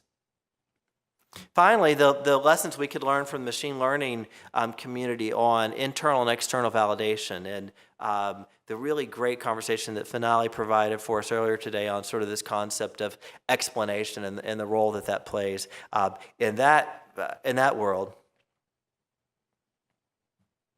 The other thing that sort of came up, and these are some of the conversations that came through the panels, was this notion of standards. Getting the key variables right. Without these key variables, without understanding age, which includes date of birth, sex, height, weight, really it's going to be challenging to really make meaningful inferences about different subpopulations of children. And sometimes there's special populations even within subpopulations, those critically ill neonates that Mark Turner talked about that really create some challenges if we don't understand more about the role of gestational age, as well as this morning's conversation about race, ethnicity, and geographical diversity in terms of height and expected adult height and other things.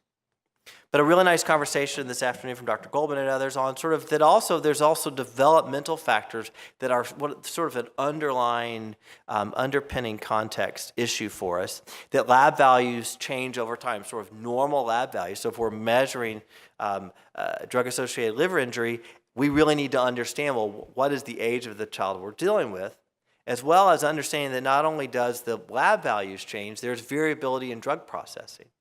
The cytochrome P450 function changes by age. We had a great conversation over lunch yesterday about the concepts of dose.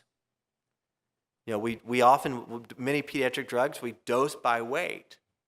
Well, are all 5-year-olds of a comparable weight? So if I've got you, at least I know you're 5 years old. What about obesity? What about children who are underweight? What's the range of things as we move up into adolescence? What's those variabilities? And so it's not something to throw our hands up, but at least to understand what we might be able to do in terms of doing our best to at least triangulate around that, and what are things that may be there. Good conversation. Alan brought up some important points just in the last session about other developmental factors, diet, activity, interaction with parents, use of over-the-counter drugs. So it really gives us a chance to think about that there really are specific things that are unique to children that we should take into account as we continue to have these conversations. If you sort of zoom out a little bit and think about, okay, well, we've talked a lot about global partnerships. Well, these are things we need to understand as we think about exploring these partnerships. They really are underpinning ideas. Really fascinating things about family-centric analysis. My work has centered around drugs and pregnancy, and so the ability to link mothers and children together is something that I think about a lot, and those things can be useful for pregnancy exposures. But also the family and sibling links for family associations to look at drug associations as well as development of diseases and baseline diseases. It is true that linking things together within the U.S. healthcare system is maybe easier in claims data than it will be in EMRs. But a great conversation earlier today about the notion of social media forums as an innovative source, looking at the chat room conversations or the forums about how you understand about family and development and other contextual things to provide another piece of evidence. Interesting, I hadn't really even thought about the fact until this morning about the notion that structured electronic medical records may affect our pedigree recording. Beautiful pictures in handwritten records describing pedigrees and understanding those. And so presenting another thing that we need to at least understand as we think about family-centered analyses. Genomics, I think, are going to be an important tool for us to consider in the variations in rare diseases and understanding those things. We have to take into context the privacy concerns that are inherent in using and adding these data to what we do. And it's important to not only consider and implementing, but communicating what we do. Examples of sort of when things went awry with the Texas blood spot, and the fact how that was communicated. Even though studies may undergo IRB approval, we also have to think about how society is going to receive those as they think about those. And the notion of recommendations from one of our speakers about collecting and recording common SNPs as a part of our consideration of pediatric drug safety. Another underlying theme was this notion of long-term safety data. Really highlighted so nicely in Alan's presentation about the difference between penicillin exposure in an infant at 20 minutes and SSRI exposures in pregnancy, and the development of long-term, even into adulthood, horizons, and understanding that those things and our increasing understanding of the critical things, the data that were presented on antibiotic exposure in the first 6 months to 2 years of life and onset of obesity. Some of the challenges that may be unique to the studies done in the US, but there'll be other challenges in other global settings, is the lack of unique identifiers, this notion of fragmented healthcare, and this mobility and life changes as children mature into adulthood and join the military or go to college or move other places, and be able to track them as they receive healthcare, prescription medications, et cetera, are going to be important things to think through. One of the things that's been really fascinating and most rewarding for me over this past couple of days is to just learn and understand how people have been using these big data in such innovative ways. The data visualization, the machine learning, the streaming of data, et cetera. So let's just highlight a couple of those things. Adam's really fascinating work on visualizing data and how that can play such an important role, not only in designing and implementing evaluations, but then understanding how they fill such a gap in helping us understand the relationship between things and the various paths and the various clinical inputs that result in outcomes, and thinking about how those data visualization tools would apply to children. Some fascinating work from Rishi in this notion of streaming data, and what a huge concept, and this it applies in so many ways. Oftentimes the social media things are often sort of coming at us so quickly, and particularly physiologic data as we understand in very specific settings. And the neural network is another innovative approach that holds great promise as we think about where these machine language or machine learning things come into play. Our colleagues in Japan showed us some really fascinating things with the Mihari project and the what I consider to be the most clever use of an acronym and an actual word meaning. Very nicely done. And this notion of Mihari as an example of bringing together multiple data sets in innovative ways and linking those across both institutions as well as the health authority. I think we all sat in awe of the amount of work, passion, commitment, et cetera, that Bruce and his colleagues have pursued in creating the personalized medicine program, and really inspiring, frankly, for understanding how intensive data collection can really provide critical information that can change how things happen and how we communicate information to individuals. And so what a great model of innovation. Other models that came up at various points in our conversation, PCORNet, Health Facts, the Undiagnosed Diseases Network. I found some of the conversations that Rob Califf had yesterday morning about depression screening as you type in the questions about depression or self-harm into Google, and what happens after that with pointing you towards depression resources. These daily randomizations of what pops up on the screen when you enter a particular search term really, I think, sort of are mind-boggling to think how they might be applied, as well as the ongoing conversations about machine learning and AI. One of the things that really clearly began to be an important theme for our conversation was how critical partnerships are. We know that to be the case. I mean, we are all better when we collaborate together with understanding more, but in pediatrics, it's particularly challenging. We did some work with the FDA on ADHD drugs and sudden cardiac death. And so we combined data from Tennessee Medicaid program as well as 14 other health plans and had 1.2 million children. But because, fortunately, sudden cardiac death is an extremely rare event in children, 3 to 5 per 100,000 person years. That study had some pretty wide confidence intervals around our findings because it still was somewhat underpowered. And so that really that was a relatively common exposure, but a rare outcome. When we've got rare exposures and rare outcomes, even more important, as well as the opportunities for these global partnerships to understand even how sometimes different use patterns might provide information. So these partnerships might arise geographically.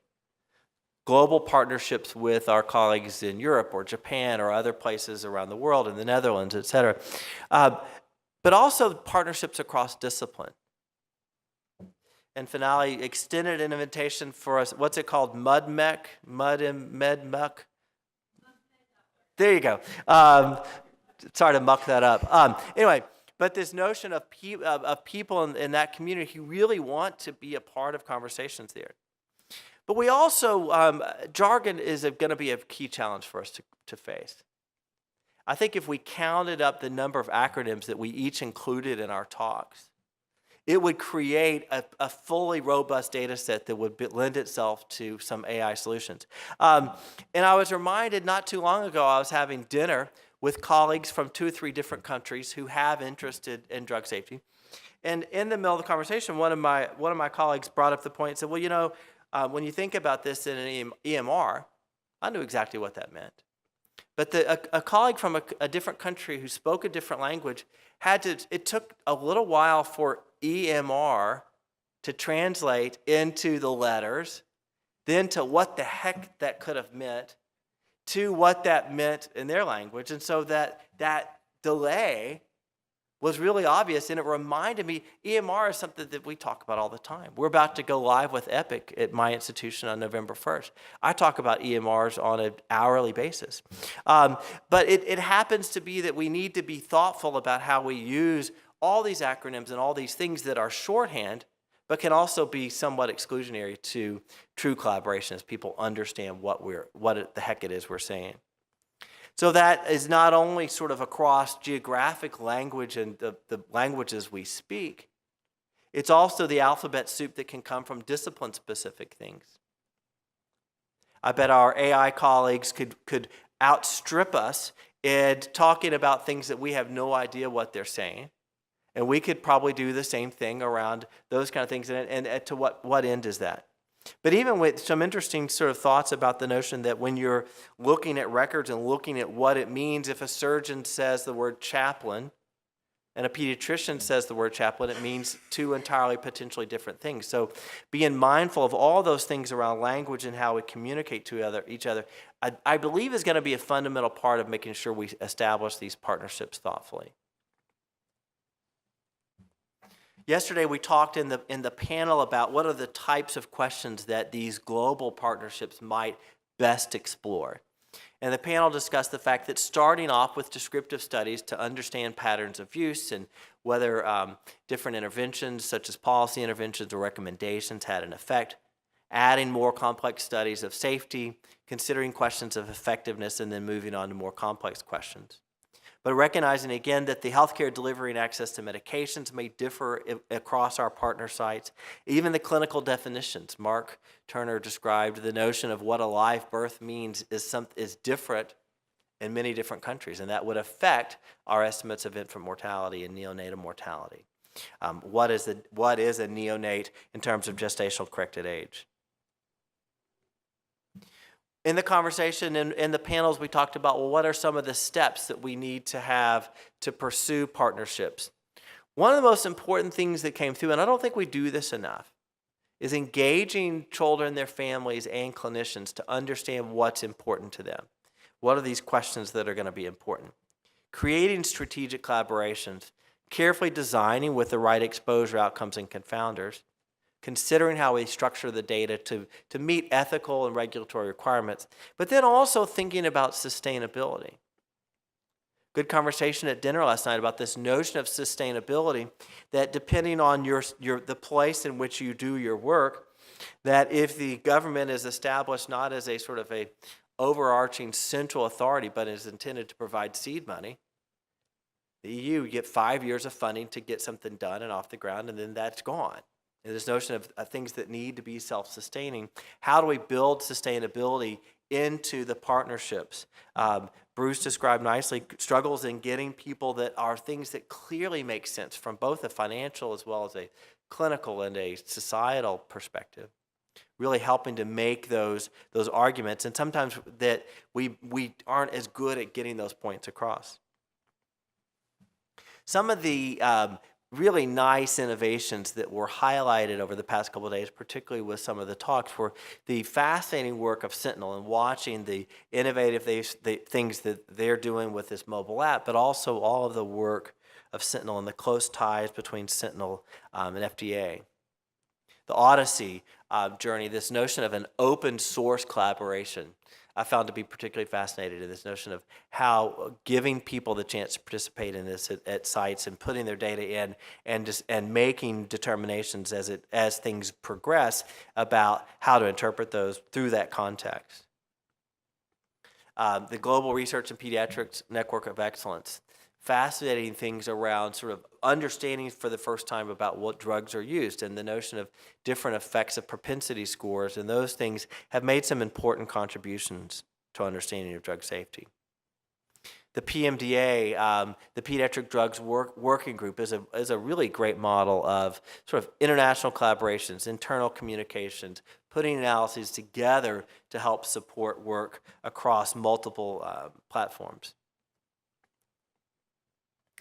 We talked yesterday about collaborations between the FDA and EMA, the pediatric cluster that has sort of a nice partnership between PMDA, Health Canada, EMA, FDA, comparable group in Australia, where that group has a chance to discuss common approaches to questions, regulatory questions, occasionally safety signal and responses and expected risk mitigation strategies and those kind of things. The monthly pharmacovigilance calls between EMA and FDA are another opportunity to have partnerships. I think that having ways to have common language and common partnerships so that it gives us the greatest chance of providing useful signal is going to be important. We spent some time over the past couple of days identifying some important challenges and caveats as we think about proceeding forwards. Mark Hoffman showed this really interesting, unfortunate person who had Q fever, peripheral neuropathy, abdominal pain, acute bronchitis, acute pancreatitis, benign essential hypertension, everything else, who happened to be a test patient in the electronic health record. And if you included this woman in your study and didn't understand that Z-test was an important name, because they don't the test patients in these data sets don't always fall out if you don't know your data very well. Fascinating conversation this morning about this notion of categorical disease and overcategorization of this notion of schizophrenia, bipolar disorder, major depressive disorder. In my work in pharmacoepidemiology, it's even extended beyond that to understand and particularly in the field as in the work we do in psychotropics, I collaborate with the psychiatrist. And for me, when I have a child who comes into the clinic and they've got fever, a red eardrum, pus behind the eardrum, tugging at their ear, and a lot of pain, that is otitis media. I know that to be the case. And in the good old days, I got to treat that with antibiotics. Now I have other sort of guidelines which have us waiting. But I know I'm treating that diagnosis, and I'm going to pick, if I'm going to treat that with antibiotics, I'm going to pick my antibiotic based on that diagnosis. What I found in collaborating with psychiatrists is that this sort of notion, this sort of framework of major depressive disorder, bipolar, is really not guiding some of the medication choices. It is aggressive behavior, agitation, hallucination. So I'm going to pick this medication sort of based on that profile. So if I run along in my pharmacoepi hat looking for the ICD-9 and ICD-10 diagnoses that support these indications or these adverse outcomes or these confounders, and I fail to understand the approach clinically that my colleagues are taking, I'm going to really potentially miss the boat. And so this notion of these false categories can often be misleading if we aren't thoughtful and have conversations with our colleagues to understand what is driving that work. Great conversation about causality, leakage, and biases, and how it is that if we look at sort of a prescribing event without understanding the clinical scenario can really get us into trouble.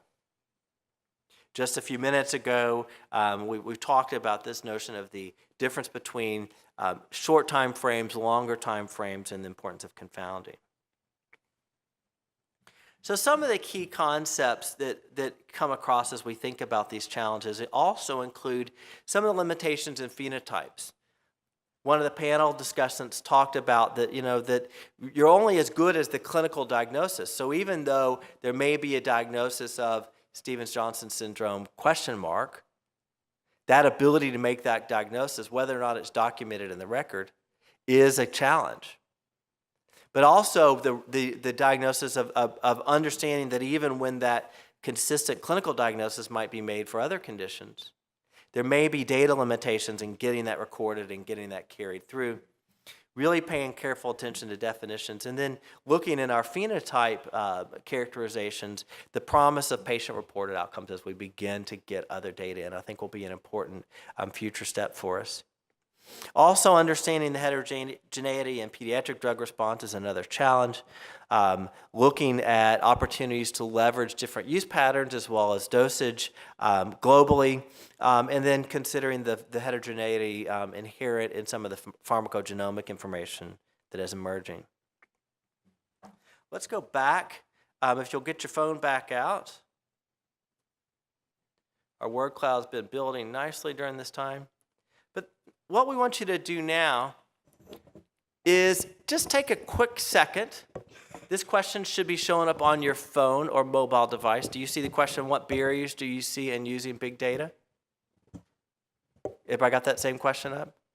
Awesome. It worked. Yay. So take just a second, and you don't have to use a single word here, but just write a couple of things that you see as barriers. If you need to write a 3 or 4 word sentence or a 5-word sentence, no problem. We'll continue to get those. So what do you see as some of the barriers? Let's take a second, and we'll give the webinar folks a chance to catch up because I know there's a 30-second delay there. So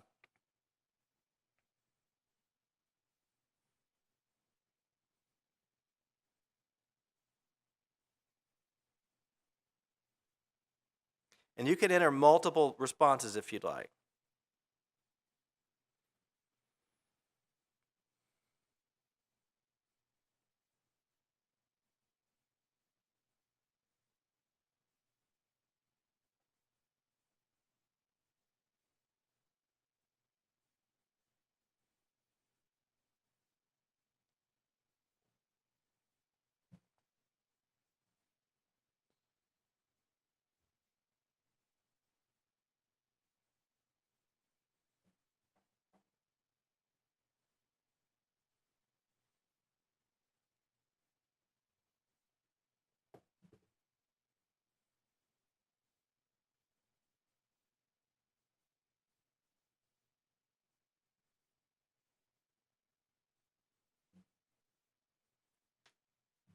And I think we're getting enough here for a whole other workshop. Great questions. Let's just take another minute or two to write down what do you see as you think about what your organization does or the work that you do. What are some of the barriers you see in applying that? Because those will be the things that will sort of feed the future conversations.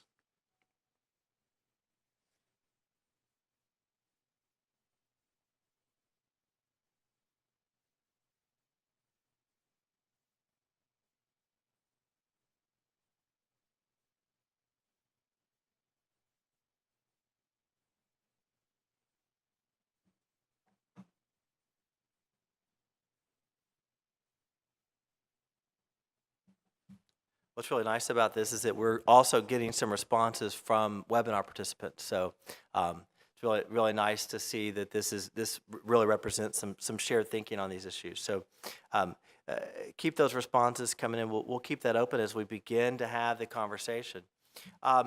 A lot of things that come up as I look through these and scroll these, and you'll look at the patterns. And again, we'll be glad to share these what people put in. But this notion of data access and validating data availability, I think was an interesting thing. Having access to the right kinds of data, lack of specificity. Other things came in sort of the notion of lack of regulatory agreement on appropriate use. Regulatory agreement came in, funding came in as an issue that was important. Also privacy, understanding technical know-how, data privacy regulations, cannot be trusted. I hope that's not me. We're talking about the data.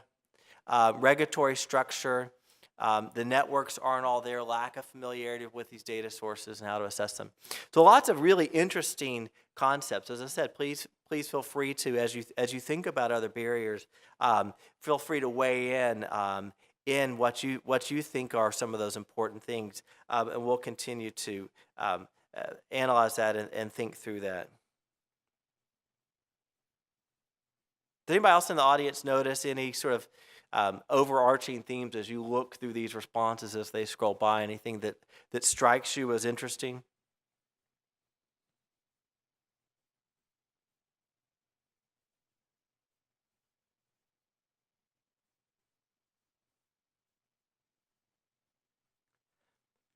We talked about this notion of hoarding of information by researchers, that sort of notion of sharing and this risk aversion.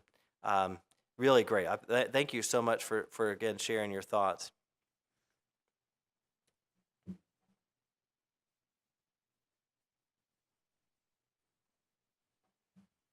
One of those key themes that came in your concerns as well as those ethical and regulatory issues, and how actionable are the results? We put that question to one of the panels, and this notion we have to think through, again, this is where when we talk about actionable results, before we started the 2 days, we may have thought that only referred to regulatory things, or we may have thought that only referred to clinical decision making, when in fact it refers to both, and sometimes those are different inputs. So from a regulatory perspective, the certainty of data really depends on the needs and where that falls into the benefit risk considerations. But we need emerging and new standards on certainty and precision of these things, these real world evidence points. I think if we sort of polled each of us on what real world evidence meant to us, we'd get a whole different word cloud, wouldn't we? About what exactly that means from our perspective and how we bring that together. From a clinical perspective, how actionable results, it again depends on the certainty of the data, it depends on the severity of the outcome, it depends on whether there's alternative medications available. It may be guided by regulatory decisions or recommendations, black box warnings, dear provider letters. Knowing that my 26 years in pediatrics have been almost all off-label prescribing.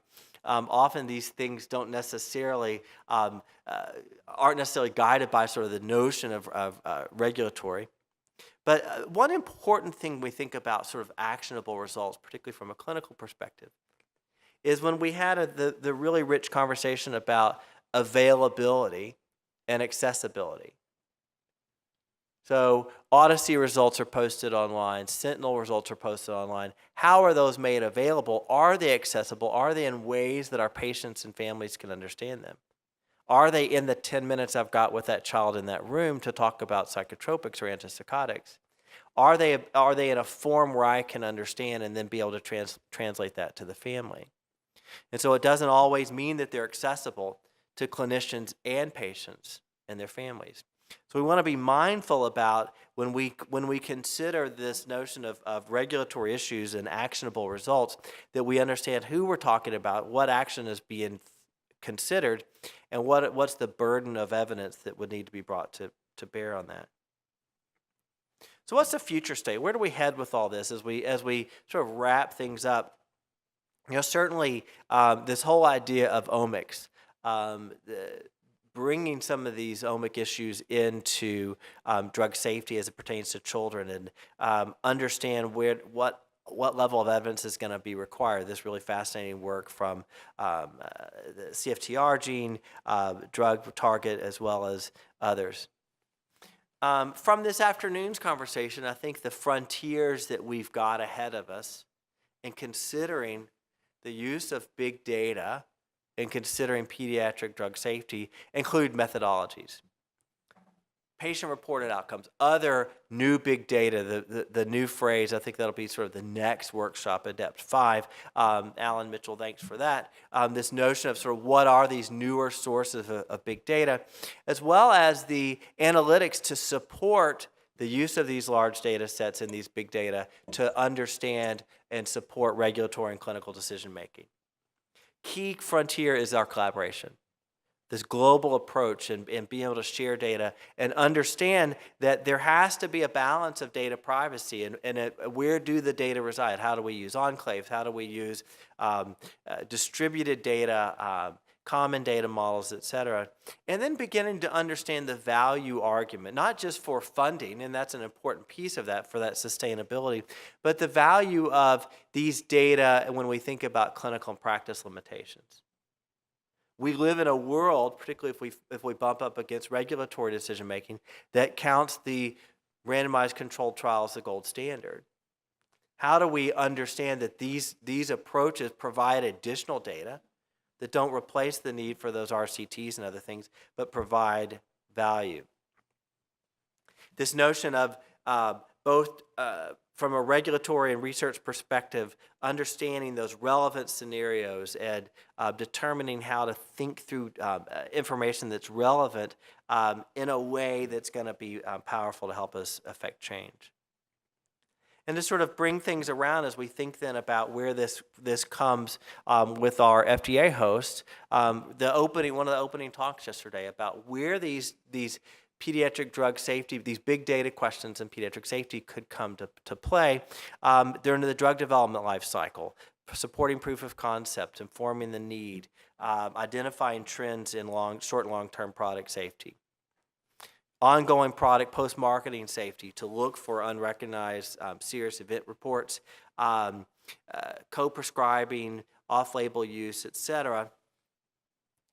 And then capturing long-term safety, those drugs that are taken for long periods of time, but are also drugs that are given at critical stages of development and detecting adverse events. So, get your phones back out again, if you will, because what we want to do is give you a chance to tell us what you think is most important. So on your phone, you should see the question, what are the most important issues to address moving forward? And so we pulled these out of the panel discussions about what people thought were the most important things. And so you can vote for all of them if you're really having a hard time deciding. You can vote for those things that you think are most important. And let's just begin to understand what is important to those people that are participating in the webinar and those people that have been here and gutted it out with us over this last couple of days to think about what those things are going to be important, from validating data elements, new methods, collaboration, sustainability, incorporating genomic information, making family linkages, looking at long-term outcomes, ethical and privacy issues, and other. And we'll look to you to tell us what you mean by other if there's a huge number of them. So take a little bit of time, and we'll allow for the time delay for the webinar for you to vote for those things that you think are most important.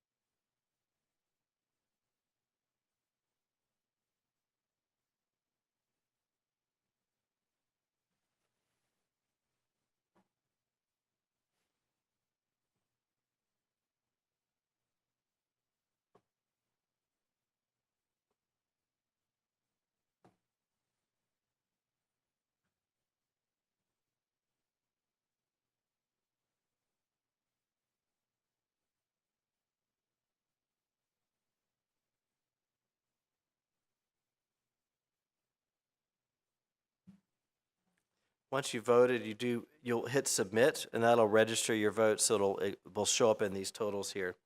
And then it does give you an opportunity for the results of the surveys, all three, to be emailed to you. So let's give this a little bit more time to get some information together, and just again a small number of individuals helping us, but at least it's been people that have been thinking about this for the past couple of days and bringing a variety of perspectives.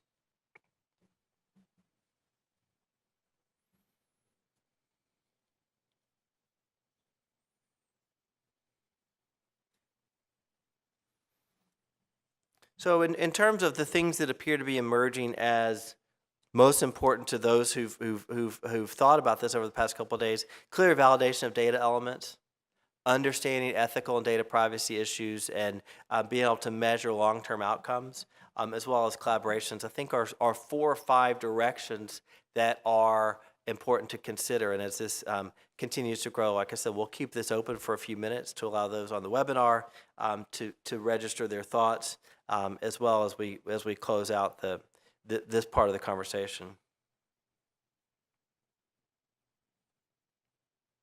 So in bringing this back to my patient, I think it's important to recognize that we all have a piece of this equation. Whatever we bring to the table, whatever our interests are, we have an opportunity to make these interactions and these opportunities for our patients to go better, so that they, at the end of the day, these are not only patients, but sort of as a pediatrician and child health advocate, these are children. And they're vulnerable by so many measures. And that the work that we're each trying to do to try to move things forward, so that those children that do require medications and devices have the opportunity to do it in a safe way, and we do it in a thoughtful way. Thanks.